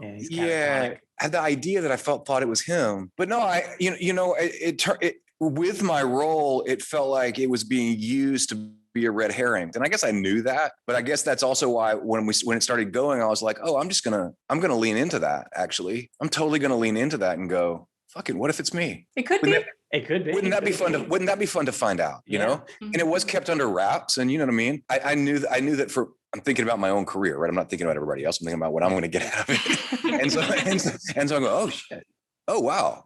Okay, cool. This is going to be really fun. Like, I'm really looking forward to that. That's weird, but that is actually what I thought while we were shooting. I was like, that's going to be me. You can totally see that though, just because Harris is given a fair amount of time with Scott, the main character, and it's like the relationship is antagonistic. So if that was the reveal, you could be like, obviously, because but Well, and there's a lot of fan chatter about it. I mean, fans are talking about it tons, about like, that's got to be what that is, that horrible man.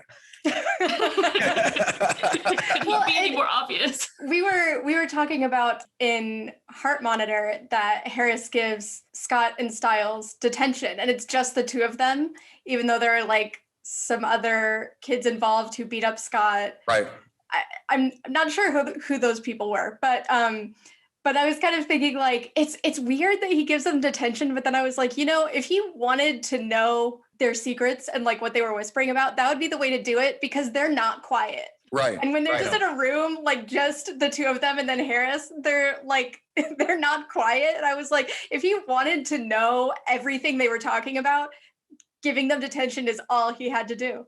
Yeah. To get that information. I mean, and of course, thinking about it from inside the character, again, not knowing where it was going, I also thought, well, maybe he's like protecting them, right? Maybe he's keeping them away from something that's going to happen, or, you know what I mean? Or can watch over or whatever. The scene where we meet Harris with Scott and Stiles, it seems like he's got it out for them a little bit. And I really like what you just said, that maybe he's protecting them in a way. And so the question was like, why do you think Harris had it out for Scott and Stiles? Which I would still like to hear your answer. I like what you just said, that it's like maybe there was a protection angle to it, because that seems interesting. That seems, because it'd be like kind of reversing what you'd expect from like the hard ass teacher. Well, it's like Severus Snape, right? We Yes. actually Actually made that comparison we when talking actually about the made that episode. comparison when we were talking about the episode. Yeah. Yes. Yeah. It's like, it's like that. And of course, like throughout that whole evolution of that series, like sometimes he is bad and sometimes he is good. And it just kind of depends. And I liked to think of this character in that way, could go either way and could go either and could be both things at the same time. Right. In that kind of complex way. So my take on it originally was that they were important and they were important to the survival and they're dumbasses.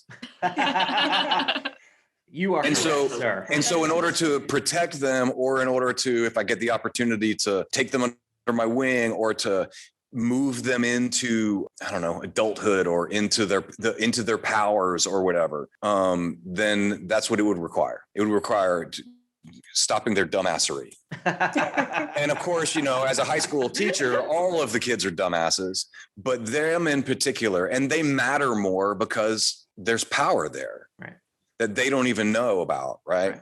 Yeah. They may know about the fun part, but they don't know about the horror. Right. That's sort of what teachers do in general, writ large, which is sometimes have to use tough love because teenagers are stupid and they will up their own lives when left to their own devices. That's right. And that's what parents have to do too sometimes. And it's weird. It's a real weird relationship, but yeah. I love Harris's dynamic with Scott and Stiles. Do you have a favorite scene with either of those characters? And also I was wondering about the scene where Stiles spits out the highlighter cap after you've just mocked his highlighting of the textbook. Did that take a lot of takes? Because I just imagined it like going everywhere until he finally caught it.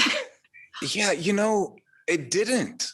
In my memory, it did not take a lot of takes. My recollection of that shot, I can actually feel it and see it right now. There was a single long take, right, with a dolly shot where I start in the back of the room, go to Jackson, and then stop on a dime and don't ever turn around and comment on the highlighting, right? And then the spit take that Dylan does, I think is done in close up. I don't know if I know he did it. He did it in that full shot too, that long shot. I'm pretty sure he's an amazing clown.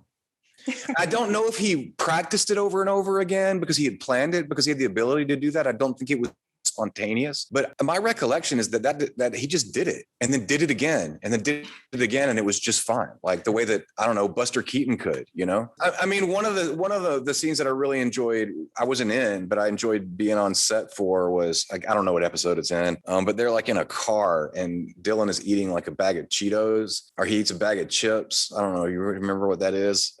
Maybe he's in season 2. Is that I don't know. Fry scene? There's like eating fries a fry with scene Dad. in. I remember the is it in the tell? I don't know. The beginning of the tell? I don't know. I'm not going to remember that. You're going to know. He has a lot of like funny Eating. eating scenes in the first season. Yeah, a lot that first season. He does some food-related comedy repeatedly. All the time. Well, this is the one that I witnessed and I saw. I don't actually recall it from the actual finished product. You know what I mean? But I remember being there going, you're really going to eat this whole thing in this one take. You're going to have to do that a lot of times. That's really going to hurt. I feel like it's got to be that one. Yeah, okay. He is like just stuffing his mouth with curly fries. And again, so funny, but wow, that'll tear you up. It's a lot of food. So. I would not do that today because then I would immediately not fit in my costume anymore. So the teaser for this episode is my all-time favorite of the first season. I love the scene where you are packing up your stuff for the day and you find the list, and then the alpha is there behind you, and we hear him speak for the first time, and it's so good. And the scene is just all this great tension. It's played in so many just close-ups on your face where the alpha is turn around and look at me, and you're like, I can't, and and he throws the desk next to you and all this. It's so good, and it's so quiet for most of it, and I just love that scene. Do you have any good memories of shooting that scene? Because it for me at least is just an evocative, iconic Teen Wolf teaser. It was such an honor to get to do that, to get to be trusted with that scene because it's big, right? It's really pivotal. Yeah. So I remember several things about it. This was shooting in Atlanta, and Atlanta, like, many big cities that are not in the winterized places, we go, okay, if it snows, we're just going to shut down because we're not equipped to deal with it. And this happened, and production got stopped the day before. So we had stopped production early in the morning the day before because nobody was going to be able to get home. And then, of course, you got to scramble to get your days back, right? So the very next day, things were different, right? There was a different schedule. And I was already booked on another job that day, right? Because I'm a supporting cast, so I'm not like in it all the time. It's, you know, you get booked in advance. And so I actually worked on another job that morning, which means they had already been in shooting, you know what I mean? I was like, I know when I can get there. I have a hard out for this job as a voiceover thing, but I'm not going to be able to be there at top of day, and I'm not going to, you know what I mean? And they're like, oh, this is really hard, right? So I remember arriving on set and getting basically pulled out of my car and rushed into rehearsal and then directly into hair and makeup. They were pretty much set. They were pretty much ready for me. So like I got no prep. That's one of the things I really remember about it. And then I remember also at the end of it, because I've focused pretty hard when I'm working, particularly on a scene like that. And sometimes that means sort of being in a kind of flow where I don't actually, I'm in the scene. I'm not necessarily paying attention to production, where I remember the director going, I can't believe you just did that. Like having just come directly out of your car. You know what I mean?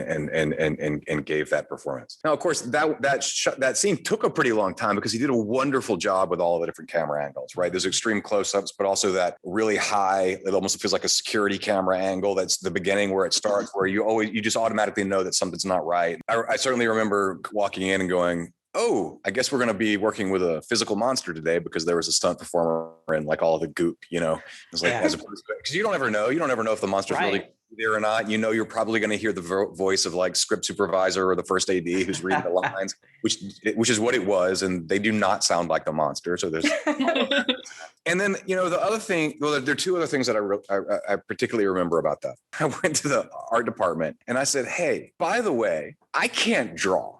And they're like, oh, sure you can. You can just, I was like, no. You really don't understand. I've tried a lot and I cannot read my own handwriting. I can hardly draw stick figures. And I don't remember who it was, but he's like, oh, come on, just like do this. And I did it. He's like, oh, no, you're right. You're absolutely right. So they had to make this stack of the things with just like a little bitty piece for me to like fill in. That if you notice, I like basically cover the things so that you don't see how bad I screw up the drawing that was actually drawn for me. It's embarrassing, but it's the truth. That's the real thing. And then the other thing, you know, because the production had been moved and because I wasn't necessarily prepared to go in and all that kind of stuff. I remember when they pushed in to here, right? And then all of a sudden, hair and makeup's over there plucking my nose hairs out. Like, why didn't you manscape for this? I was like, nobody told me you're going to stick the camera up my nose, you know? Why didn't you manscape? I was doing voiceover today, damn it. This was not what I was supposed to be doing. No, I mean, but I don't, you know, nobody very rarely stick your camera in your nose. And then I guess the other component of that, because they got in so tight, was right.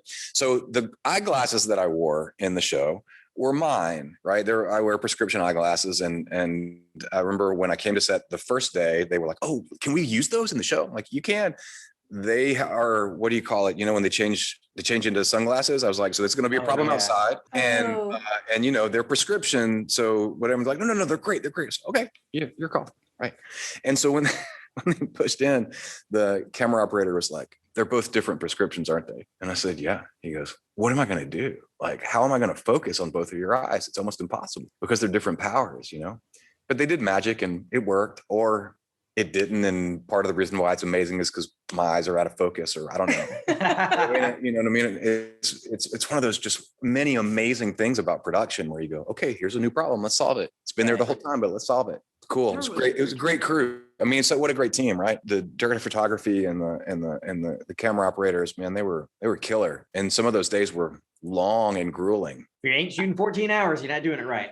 Well, yeah, but I mean, this show was incredibly ambitious. You know what I mean? It had a cinematic quality to it. It had the effects and the monsters. I mean, it took a lot to pull that off. It took a lot. It took a lot. I love the teaser, and then later in the episode, we have the interrogation, and the sheriff is also standing behind Harris, like the alpha was. Was that something that the director decided to do? Did you decide not to look back? Was it a character choice, or how did that come about? It had a lot to do, I think, with the way that the director wanted to tell the story in terms of just the efficacy, the starkness of the camera angle, right? And so if you are going to have a 2-shot like that, it's always going to be better to cheat the camera anyway, right? To, because we're not doing an over the shoulder shot, right? So it's not a conversation. But I also imagine that, I don't know this because I wasn't in those meetings, but visually it was intended to reflect the other scene, so it creates another layer of tension. I mean, maybe it's Lyndon Ashby is the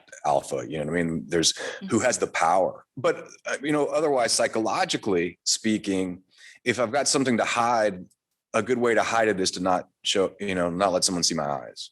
Assuming they'll be able to focus on both of them at the same time anyway. That is correct. There it is. Correct.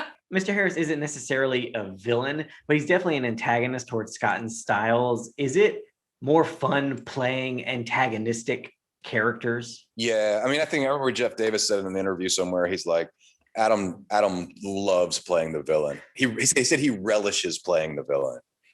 Nice. And it's true. It's a weird thing to kind of acknowledge about yourself, which you kind of have to do when you're an actor, particularly an on-camera actor, because we really get cast in these types, right? These things that like sort of see our essences.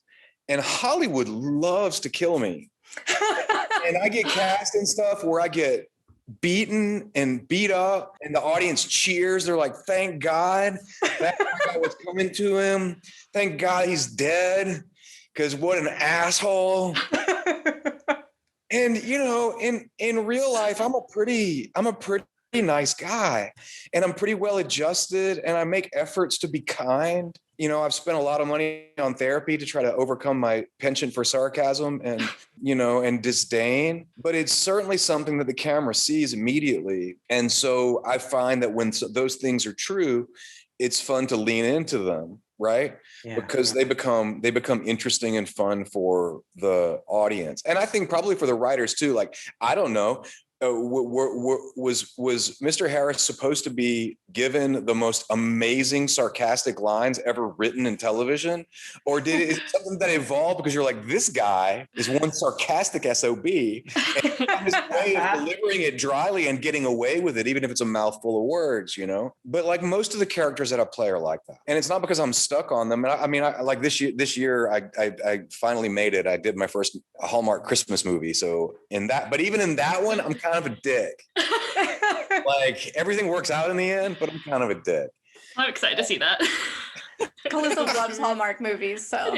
But I also think that whenever possible, I love my villains to have an interesting, positive place in their heart. On the subject of Harris having some great sarcastic lines, do you have a favorite? I really like that one from the very last episode about if you were peeing from every orifice, I would still say no. That's a great one. That's not, the line's much better than that. It was written. I know what you're talking about, though. Yeah, but that one's fun. I mean, I like the long ones that you have to say trippingly on the tongue, but like, so they're very, very smart and very, very witty, right. But like cut to the quick. Those are definitely the ones I like. That's the one that comes to mind. So on Teen Wolf, a werewolf bite doesn't always turn someone into a werewolf. Sometimes the shape you take reflects the person you are. That's how becomes the Kanema in season 2, becomes the Noir. So if Harris were bitten, what do you think he would turn into? Jeff went for some fairly obscure shapeshift creatures, right? Mm-hmm. That I've never heard of before. You know what I mean? That and I'm not that well versed in some of those sort of hidden ones. I think he would be an emaciated centaur. Okay. Elaborate. Unexpected. So this creature who, like, at some point is considered graceful and extremely powerful, but has lost all of that and has lost it to a kind of bitterness. I think about, just to kind of tie back to the Harry Potter thing, I think about those centaurs who are living off of, people are living off of their blood. They're being murdered or whatever. Yeah, Voldemort. But they're kind of losing their power. I don't know. It's a pretty crappy answer, but that's what I have. No, I like that. That's a fun one. That's unique. Do you have are there any particular fun memories that stick out from season 1? It's a kind of a mixed memory, but the night that we shot again, I don't actually know what episode it is. It's toward the end of season 1 when there's like a big like PTA meeting at the school, and then an animal attacks. Yeah. Mm-hmm. Yeah, that's the tell. Yeah. Oh, all right. I think that's the same one as the curly fries. So Probably Yeah. so. yeah. It was an insane day of shooting. It was so cold in Atlanta that day. But of course, it's like, a sunny California day, right? And I mean, I think I was on set for 20 something hours that day. Oh my God. I got out of hand. But at the very end, what we're shooting is out in that parking lot where, the amazing stunt performer who played all of the wolves, who now is the Batman. He is the stunt performer for the Batman, right? He's amazing, right? That's cool. He's so extraordinary. And he's running around with like a traffic cone or something to give us all an eye line.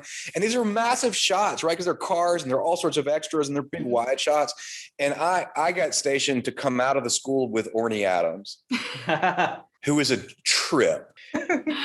And like every take where suddenly people are like running or whatever, he's like, come on. You know what I mean? He was just like, he kept me amused. He got me through that whole time because it's hard. I mean, having your focus and you're so cold and like it's going on so many hours. Like that was a fun memory. It's when I kind of became friends with Orny because we didn't really have scenes together, even though we were sort of pitted against each other, or right. we had synergy in many ways in terms of the forces of the show. So that was fun to get to know him and hang out with him while waiting to run around, right, and be crazy. You know what I mean? Because he's nutso. And I love that. That was a good one. I mean, that was definitely a good memory. One of the things that was really fun, particularly in the first season, is that I got to work with and be with lots of the Atlanta acting crew. There were so many folks that that are from here who got really great opportunities on that show, which we were all really grateful for. And we're kind of a team here. You know what I mean? We try to really cheer each other on and support each other. Not that we're anti other places, but we're growing. We're growing up. We're growing our brand. And oh yeah, it's always exciting when your colleagues. When Melissa Ponzio like goes from here to like to that, you know what I mean? What a great, and so it was always fun to get to work with them. And we'd always take pictures of our Atlanta group, and I'm like, yeah, we're taking, you know what I mean? It was a good like community bonding situation. Aww. Teen Wolf fans are some of the most passionate fans I think That's true. out there. That is true. Have you had any memorable encounters with them that you'd like to share? At that point in time, when Teen Wolf shot in Atlanta, Atlantans weren't as used to having production here all the time as they are now, right? We have like 90 things shooting here right now. So like there's production everywhere and you see people that you recognize everywhere. And it wasn't quite the case back then. And I just can't tell you how many times I would be like walking down the aisle of Trader Joe's and some young person would turn the corner and go, and then leave. They were terrified of me. They would have just watched, I don't know, one of the episodes where I'm frightening. And they're like, oh, fuck, I can't believe that, right? So that was on one side of the spectrum. But the other side of the spectrum was that it would not be uncommon for a middle-aged man to like follow me around a store and then at some point say, hey, I think I recognize you. Are you on TV? And I would say yes, but you're going to have to admit what you're watching. And then they would go, oh. You know what I mean? Yes. Yes, I know you're watching it for the shirtless 19-year-olds. I know you are, but now you got me. Hey.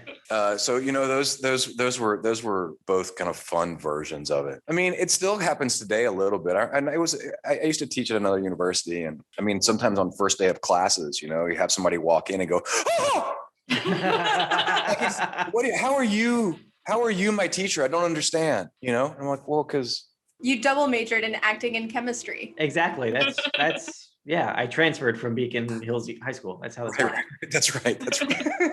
Yeah. So yeah, those are a couple. I mean, so it's always really interesting. It's a great pleasure, right? It's a great pleasure. So follow-up question: what was your experience like at conventions? Yeah, so it was my first time ever like being invited to things like that, and those are not things that I have participated in as in my private life. And so it was really neat to get to kind of see that world. Obviously, I didn't know that fans were as passionate as that. I've seen the stories.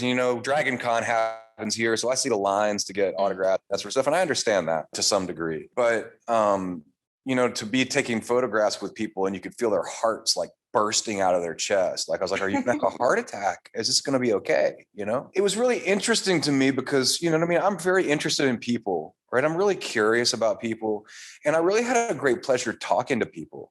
You know what I mean? And understanding their fandom, right? What that is, the pleasure that they get in the community that's around it, and that's one of the things that I learned about it because I was always like, wait, I don't quite get this. But then I would see people and they're like, this is what our friendships are based off of. I've found people who are like me and we bond over it and we keep each other sane, in the tough world, particularly the tough world of high school, but it's not necessarily easier when you're done with that, right? Of not fitting in or wanting to fit in or not understanding other people and bullying and like all that stuff. Like there's people who are like, we have real friendships over this. Or we're dressing up like, those people. It's like, oh, it's beautiful. Like it's a really beautiful idea. It was also for me, it was just a great pleasure to get to be with some of the cast again. You know what I mean? I don't see them all the time. Obviously, we live in different places and we work, and some of them are really big stars and don't go out.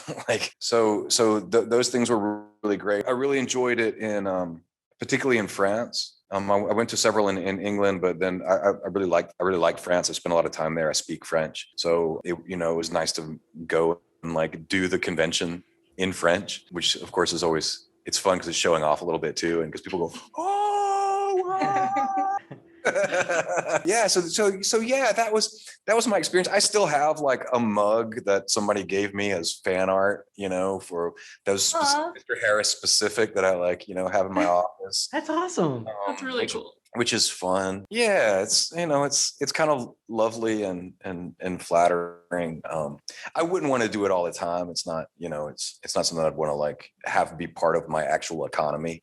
Mm-hmm. But it's nice. It's nice when it's nice when you're invited.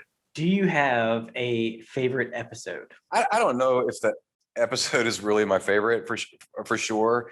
But whatever the one is where there's the rave, I just found that to be so strange and weird and wonderful. Right. I also love my one stupid line in it. 21. Great scene. I don't know. I don't remember exactly what happens, but there's like, they have to put something around the whole place and people get trapped because of, I don't know, some kind of dust or the werewolf can't cross it. Or I don't mean all that kind of stuff. Mountain Ash. Yeah. Mountain Ash. Mountain Ash. Yes, that's it. Yeah. For some reason, I really liked that. I don't even know if I watched the whole thing, but I have this idea that I really liked it. Is it my favorite? I don't know. It was a good one. It's Raving. a good one. That's a good one. Oh, it's called what? Rave something, right? Raving, yeah. Yeah. Raving, right? Raving, yeah. Got to remember shooting that too. It was like in the middle of the night, and it was pouring down rain. It was just awful. It was just, it was tough. Got to suffer for that art. If you could have played any other character on the show, who do you think that would have been? Well, I would have loved to play Deedon, to play the veterinarian. It would have really, it's such a really neat role, right? Yeah. And it's one of those roles that like is so influential, but it can go anywhere, and you don't quite know what's going on with the person. Could be the world's greatest philanthropist, could be a serial killer, right? And it has all those twists and turns, and I think that it makes sense. It's the character, one of those characters that's very knowing, has a lot of insight into what's happening, and like tries to assist or thwart or move stuff. I think that would be a character that I would be really interested in playing, and I think that's probably why they brought me in to audition for it. Gage Golightly's character, I don't remember her name, but Erica. Yes. That would be fun for me, but I particularly in the realm of possibility. Would have been hard to walk in those heels. I couldn't have done it. Oh, I can do that. She did it. Oh my God. That's no problem. Do you have any recent or upcoming projects you'd like to talk about? There's been a delay in production. I don't know if you've heard about this. Yeah. Stuff is only coming back online. We have a lot of stuff in production in Atlanta right now, so there's a lot of auditioning at the moment for some really interesting stuff. The next thing that I have that's coming out, which I play a small supporting role, but it's an awesome supporting role, is on Hulu. It's a limited series called Dope Sick, which is about the U.S. prosecution of the Purdue Pharma for the opioid crisis. Nice. And I play James Comey. So the former, Yeah. Oh, Wow. yeah. So at that point in time, he's Attorney General, and gives the go ahead. And so it's a really, really fun scene with Peter Sarsgaard and a couple of other really fantastic actors. And it's just a scene, but it's that series is headed by Michael Keaton, and it's going to be, I think it's going to be really quite good. It's a hell of a cast. And, Yeah, I'm excited for that one. Yeah. I didn't realize you were part of it, but yeah, I'm very excited for the it. scripts are really good. They're really fantastic. Est-ce qu'il y a d'autres choses que vous voulez discuter? Oh, ça va. Je sais pas. Mais non, pas vraiment, en fait, non. Ok, d'accord. Ouais, d'accord. C'est bien. Merci. Pas de problème. So that's the extent of my French. Adam, thank you so much for coming on and talking to us about the first season of Teen Wolf. I can only speak for myself, but I've had a blast. Me too. Thank you It's so been much. so great talking to you. Absolutely, my pleasure. And hey, everybody, thank you for making Teen Wolf such a success. It does not exist without the fans, and we love you all and appreciate you all. And I hope you enjoy watching the series again. All right, Wolfies, that wraps up the beta section for Wolfsbane, and now we're about to dive into spoilers, not just for this episode, but for the whole Teen Wolf series. If you want to stay spoiler-free for all the excellent stories to come, jump out now, and we'll catch you next week. But if this isn't your first time in Beacon Hills and you want to hear more, don't move a muscle. Here comes the Alpha. What are you doing here? Visiting hours are over. And him, you're the one. Oh, and he's the. Oh my God, I'm gonna die. All right, Wolfies, we're going to jump back into our interview with Adam Fristoe for one final spoiler-filled question. Here we go. How did you feel about Harris's death? Oh, it sucks. I mean, it sucks because it's over, but I also didn't see it coming. It's actually one of those things from shooting that actually haunts me a little bit. Because when I read the script, it says in the final moments, it describes the shot. And the way it describes the shot is that he's being strangled and the camera's going up. And then we cut to black. We don't see him die. That's what it says in the script. And then when we got there, the director was like, oh, isn't this a great way to die? It's so exciting. Like, I know actors love to die. And I'm like, no, actors love jobs. And when they're dead, but fine, you know what I mean? I'm gonna do my job or whatever. And then he staged it so that the camera comes down and then we see me die. And the whole time I was like, I need to ask him to shoot it the other way too, just so there's an option. Because typically Jeff had talked to people before they died and said, hey, this is coming up, you know what I mean? This has been a great run or whatever. And I did not get that talk. And when I was done shooting and I had come in to do ADR for that, and then I was going to get on a plane and fly back to Atlanta and was going to be gone, I went into the office to see Jeff, and Jeff said, hey, I saw the take. Did you film it another way? And I said, no, I filmed it the way that I was told to film it. How can I write around that then? And so I had this nagging idea that like Harris wasn't intended to die, that it was a cliffhanger, that it was because there are these 3 deaths in a row, right? Yeah. So should they all be successful, or should there be something else, some other twist? Now, Right. again, this is me. I'm an actor. I'm thinking about myself, but I had that interaction, with Jeff, and it was very odd. You know what I mean? For me to go like, well, what does that mean? Of course, you can't go back. I mean, obviously, especially not with a setup like that, you can't go back and do it. But I really kind of kick myself and go, Yeah. I mean, because if you had that option, then you could still be dead, but then you have an option, and you want options in episodic. You don't want things to be finalized, right? So, I mean, I don't know. I have really weird feelings about that episode. Actually, the first time we watched that, I don't know if you remember, Kate, but I was actually like, I don't think there's any way Harris is actually dead. I feel like he's going to pop up at the end of the season. I still thought it was going to happen. Okay, well, that's cool. Well, then Jeff should have written around it then. Teen Wolf, no one ever actually seems to stay dead. So yeah, Well, I Teen know. Wolf wrote around it often. I know they do. Yeah. I didn't necessarily expect it though, because I don't live in Los Angeles, and the show had moved to Los Angeles, and I mean, I certainly would move to Los Angeles for like a series regular job, but not for any kind of other supporting stuff. sure. I like my life really well. I have a really good life here, but Teen Wolf ends for everybody someday, right? That's just how it goes. That was a great conversation we had with Adam, but I would like to jump back to something we were talking about earlier about Derek and Scott. I do think that Derek is secretly in the dark recesses of the night is like, why did it have to be Scott? They were both out or there at least that Stiles night. is smart. Or whatever. And then it's like at the very end when Peter's all burnt and he's on the ground and Derek raises his claws to strike. He's like, you totally chose the wrong person. Tell me about it. Slash. Yes, I think that's probably, and not even just like an intelligence thing, because honestly, we've talked about this before. Scott can be smart. Yes. Right. Yes. The thing is, he has very myopic priorities. Yeah. And when something is at the top of his priority list, it will receive his full attention and an application of his capacity for intelligence. When something is not at the top of his priority list, he couldn't find two to rub together about it. And that's when he's going to say things like, he wants to make me his pet or whatever. Like, Yeah. no, Yep. no, that's not the same word that I said at all. Yes. And Stiles' priorities are kind of different. Yeah. To your point, Calissa, he thinks about what Derek is saying and asks follow-up questions. Mhm. He Yes. wants to understand. He wants to know the information that Derek has about the investigation. He wants to know more about the fire.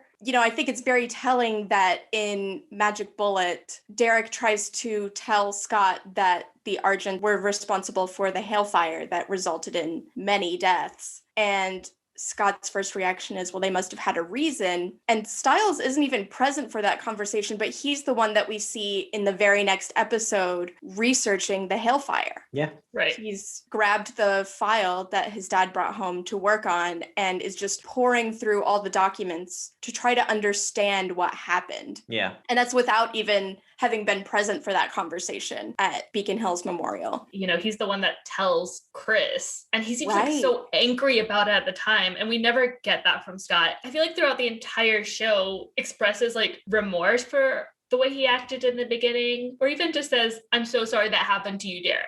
Yeah. Or, And I know Stiles or doesn't toward the eat- Argents, like, hey, Right. it wasn't cool that Kate murdered all these people. And honestly, there were a bunch of warning signs and you ignored them because it was convenient for you. Right. Yeah. And I know Stiles never tells Derek he's sorry, but he's the one who brings it to Chris's attention and basically says, you guys are the monsters here. Yeah. He's righteously angry on the Yeah. Hale's behalf, which is something that we don't ever see really from any other character, actually. Mhm. That's true.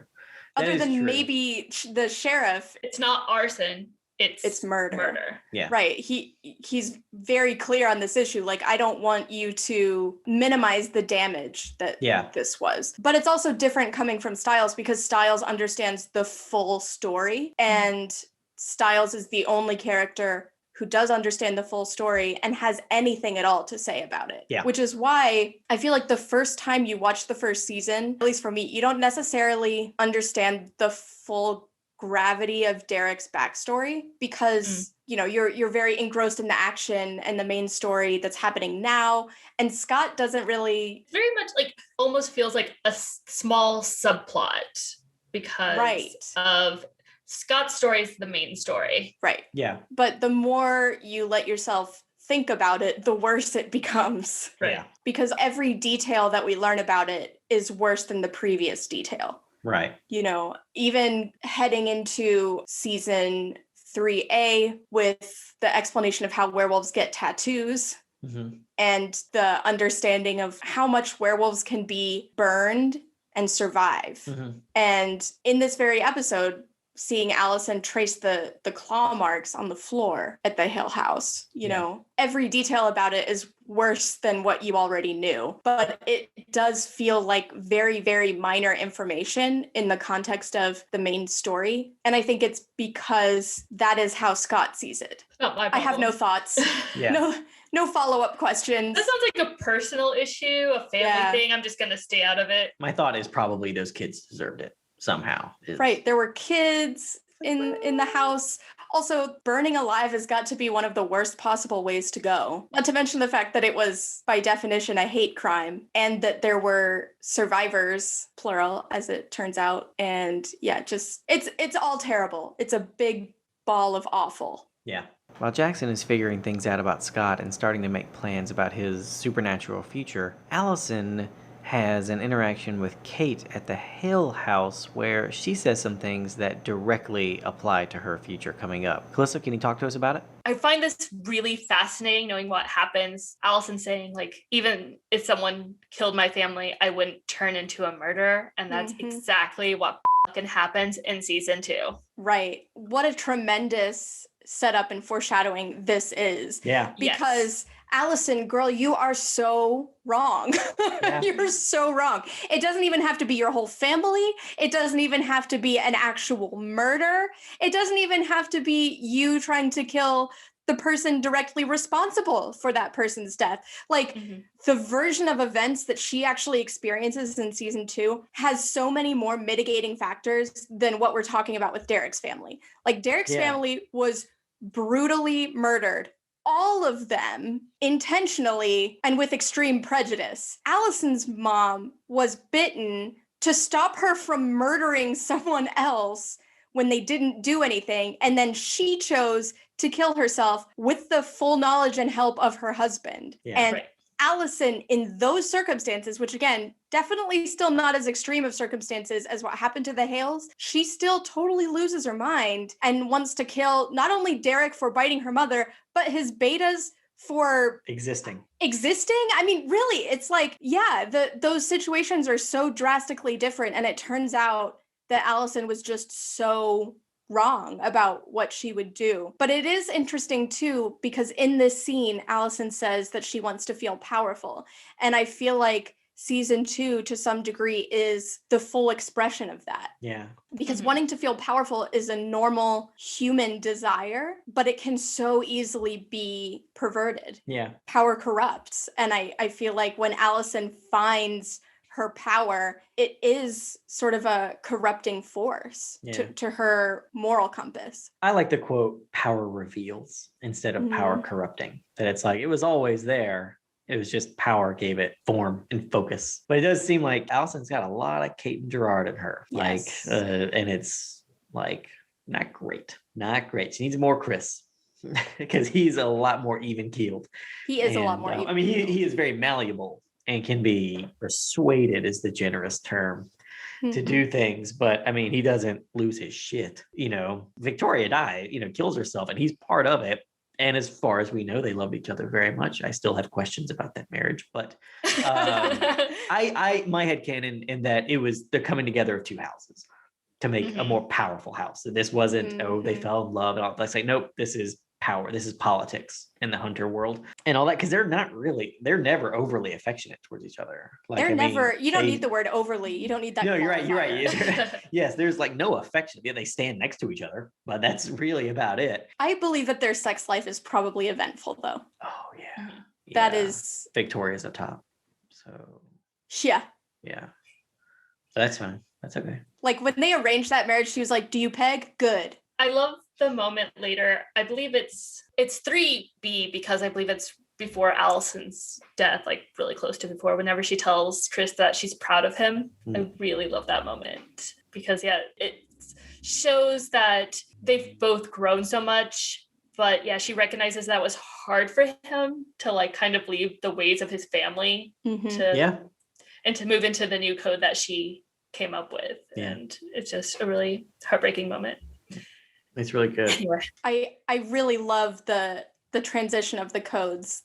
I'm really excited to talk about that later. Even Chris's interpretation of the code, such as it is at this point, is loose. It is a loose interpretation because we hunt those who hunt us. Like Derek hasn't actually done anything to them. I feel like, I think that's more like a generalization. But Derek hasn't done anything to any of the humans, really. I mean, he like threats and postures and stuff. He threatens and postures and things like that, but he hasn't killed anyone. Well, I don't think Chris would have killed Derek. I feel like he wanted to get him and like interrogate him to see if he knew who the alpha was. I don't think he would have killed him. Kate would have killed him. Oh, well, she was going to kill him. She tried the to. whole I don't know. She has a complicated relationship with Derek. because, yeah, she wants to toy with him. But I feel like he was hunting him to interrogate him. I don't feel like he ever intended to kill Derek. Yeah. But he doesn't have a nice way to go about it. He's not like, for good people and only hunt those that hunt us. It's like, I'm going to be a prick to every werewolf and like maim him a little bit and be shitty about his dead family. Well, Chris is definitely specious. I mean, he is like, he doesn't like supers. Like supers are just not something he's into. But you're right, he's not going to just murder them all. He's like, well, if you didn't do anything, I'm going to let you go on your way. I'll be a dick. I'll probably break some windows on your car. But I mean, you can go on and shoot you. And shoot you. You're going to heal. You'll be fine. So, Kate, what do you think Beacon Hills was like when the Hales were in charge? I think that when there was a good alpha there, Talia Hale, I think shit was quiet. Yeah. I feel like because she really knew what she was doing, was good at being an alpha, and also came from, I presume, generations of werewolves, she kept things under control there. Yeah. There weren't hunters running around being crazy. There weren't other alphas coming into town biting people and turning them. Like, none of that stuff was happening. It was peaceful. Stuff was under control. All of which in this context is to say that I think Derek could be forgiven for thinking like Beacon Hills is like a normal place. Like, yeah, there are werewolves here, but at least during his time when he used to live there, stuff was pretty normal. They had security cameras and police officers, as towns are wont to do. Yeah. And then once he comes back, I think it slowly sinks in that like, shit has gone downhill since there was a stable alpha presence in Beacon Hills. Yeah. Also, as the series progresses, all police and security guards are murdered. Correct. Horribly. Yes. So it's just and janitors. Yeah. Janitors who are only days away from retirement. Oh, janitor Slappy. You were days away from retirement.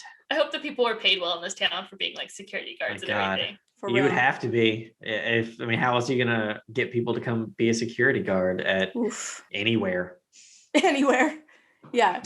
So yeah, I think it's because at this point, Derek assumes that there isn't going to be anything dangerous in there, and that the biggest risk would actually just be showing his face and having swarms of law enforcement descending on the building before they can get the information that they need. I get that Derek wasn't expecting any danger when he went into the hospital, but what about Laura Hale when she came back to Beacon Hills? She got lured back. He had to be the one to lure her back. Oh, that's right. I forgot about the luring. So he was in control there. The luring. Right. I completely forgot about the spiral. But it wasn't like the nurse took it upon herself. She didn't know it. She had to know from him. Which they reveal in the finale, I believe, is when Scott presents that information to Derek. But at this point, because it's not totally clear how exactly the events played out with Laura coming to Beacon Hills, but we do know that she wasn't very forthcoming about it to Derek. Yeah. Right? Like, he didn't know what all she was doing, what she was investigating until later. So I think it's plausible that Derek had no idea at this time that Peter had lured her back. Yeah. And I feel like maybe part of the reason that Derek does buy this story is because Derek still blames himself for the fire. Yeah. So when Peter says, the fire is the reason that I'm like this, that sort of confirms how Derek already feels about it. Right. That like this is all his fault, more so than it's Peter's. And of course, Peter takes complete advantage of that. Right. Because that's exactly what Peter does. I wouldn't be surprised if Peter actually knew. Well, you know how I feel. I know how Calissa feels. Yeah. This. Calissa has fan in around this. That's the thing. As we get to different parts, we have to talk about like, here's what Calissa and I believe about this, because we've discussed it extensively. And one of them, we've had years to do it. We've had years. Yeah. What's your fan in, Calissa? Well, I've told you before that I feel like Kate and Peter should have been in on it, but she betrayed him, double cross, and he was in the fire whenever he wasn't supposed to be from his point of view. Yeah. No, that's a great idea. That is a really cool idea that they were working together. I should have been a writer. Yeah, you're really good at it. Shit, that is really good. That is really good. So I think that Peter might actually know about the saga of Kate and Derek and in his subtle, manipulative way, is using Derek's guilt about the fire to get Derek, not to forgive him, because I don't think Derek ever really does, but to make enough of an excuse for him to go along with what he wants to do. Yeah. If they had been on it, let's say that is what happened. I feel like there would be no need to seduce Derek. Well, I think that was just for fun. Because, I mean, she's attracted to teen boys. We have that. That is on She's record. attracted to vulnerable people. On record. I think she just did that for fun. And maybe just to know, like, more vulnerabilities, like including Peter's vulnerabilities. Because, like, if they'd come up with time to set the fire whenever Peter wasn't in the house, she would then have to know, when is Peter going to be in the house and be vulnerable so I can set the fire to include him. Which she does find out from Derek, because if you remember in the book, they talk about, well, and in Search for a Cure, right? They talk about how Wolf Moon has great cultural significance for werewolves. Yeah. That, you know, they all all the pack comes together, they celebrate. And so Derek is how she finds out about that. Because I still have trouble believing that there are such large gaps in the Argent's knowledge about werewolf anatomy and how that kind of stuff works. Yeah. However, I don't find it hard to believe that there are gaps in their knowledge about werewolves culturally, because they see them as animals. Yeah. Right. So they're not like, so what are your social and religious beliefs or whatever? You know, I don't think they're talking to them about that kind of stuff. So I don't find it hard to believe that they wouldn't know that sort of thing. So Kate finds out from Derek when the whole pack is going to be under the same roof. Yeah. Right. So according to the book, she gets 2 pieces of information from Derek. First, that he's a werewolf, which she gets by drugging his drink. And second, when his family is going to be all in one place, which is her opportunity to kill them all at once. Yeah. Because he says something like, oh, all my family's coming into town. Because he doesn't give up their secret. You know, he doesn't say these things to her. Yeah. Right. But he says as close to it as he can get, which is we're having kind of like a family reunion, like a family get together where we're all going to be celebrating and stuff. So I think, Calissa, if your sort of fan theory were placed in the other things that we know about this storyline, I do think it's still plausible that A, she used Derek because she's evil, but then also B, she gets more information from him as well. Like, when is the time when I can kill them all at once? Like, because maybe Peter's thing was just kill Talia. That's true. You know, it might not have even been about the whole pack. It was about... Because he'd want to have his own pack to control. Yeah. That's all cool. That's all really good stuff. And I still stand by the fact that I feel like, I know it gets complicated because Jeff said that it wouldn't just transfer. Laura had to kill someone to become an alpha.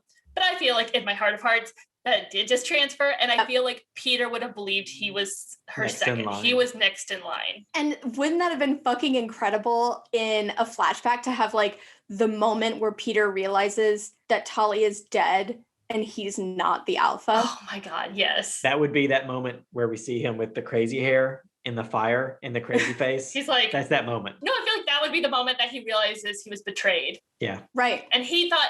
I feel like he would have thought he's the one who had the upper hand in the relationship. Yeah. Like, she's a hunter, but I'm taking advantage of her to get what I want. Yeah. And obviously, Kate's like, haha, no. Yeah. He thought he was seducing her. It's like the reverse interrogation at the beginning of the Avengers, you know, with Black Widow, where it's like, you're not interrogating me. I'm interrogating you. Yeah. Oh, when she's tied to the chair? Yeah. I just let you think that you got me. Yeah. So I can get you to tell me things. We know Derek pushed aside any thoughts and feelings he might have had about Peter actually being the alpha, but do you think anyone else in Teen Wolf has done the same thing about someone close to them? I feel like the same could be said of Chris Argent's reaction when Stiles says that thing about, oh, well, I know you have a code and I'm sure everybody in your family follows that code, right?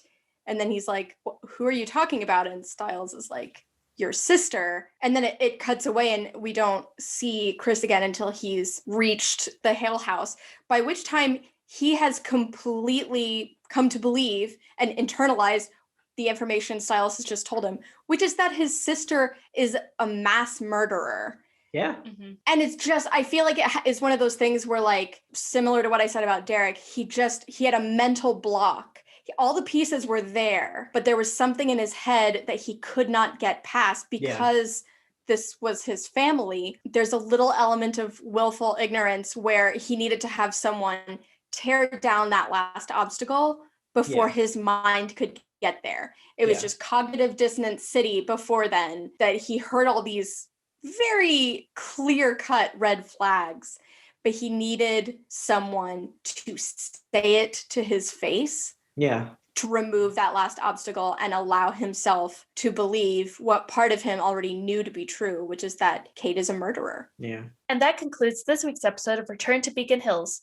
We hope you had as much fun listening as we did talking about all things Teen Wolf. Follow us on Twitter and Instagram at RTBH Podcast, as well as on Tumblr and TikTok at Return to Beacon Hills. If you'd like to ask us questions or offer suggestions for future topics to discuss, you can email us at returntobeaconhills@gmail.com. And don't forget to find us at patreon.com/RTBH Podcast for more awesome exclusives. Join us here next week for our look at Season 1, Episode 10, Co-Captain, and for our wonderful talk with actor Melissa Ponzio, who played Scott's mom, Melissa McCall. Rate and review us on iTunes. 5-star reviews get a shout out. Have a great week, and we'll see you again soon on Return to Beacon Hills. Dude, it's Beacon Hills.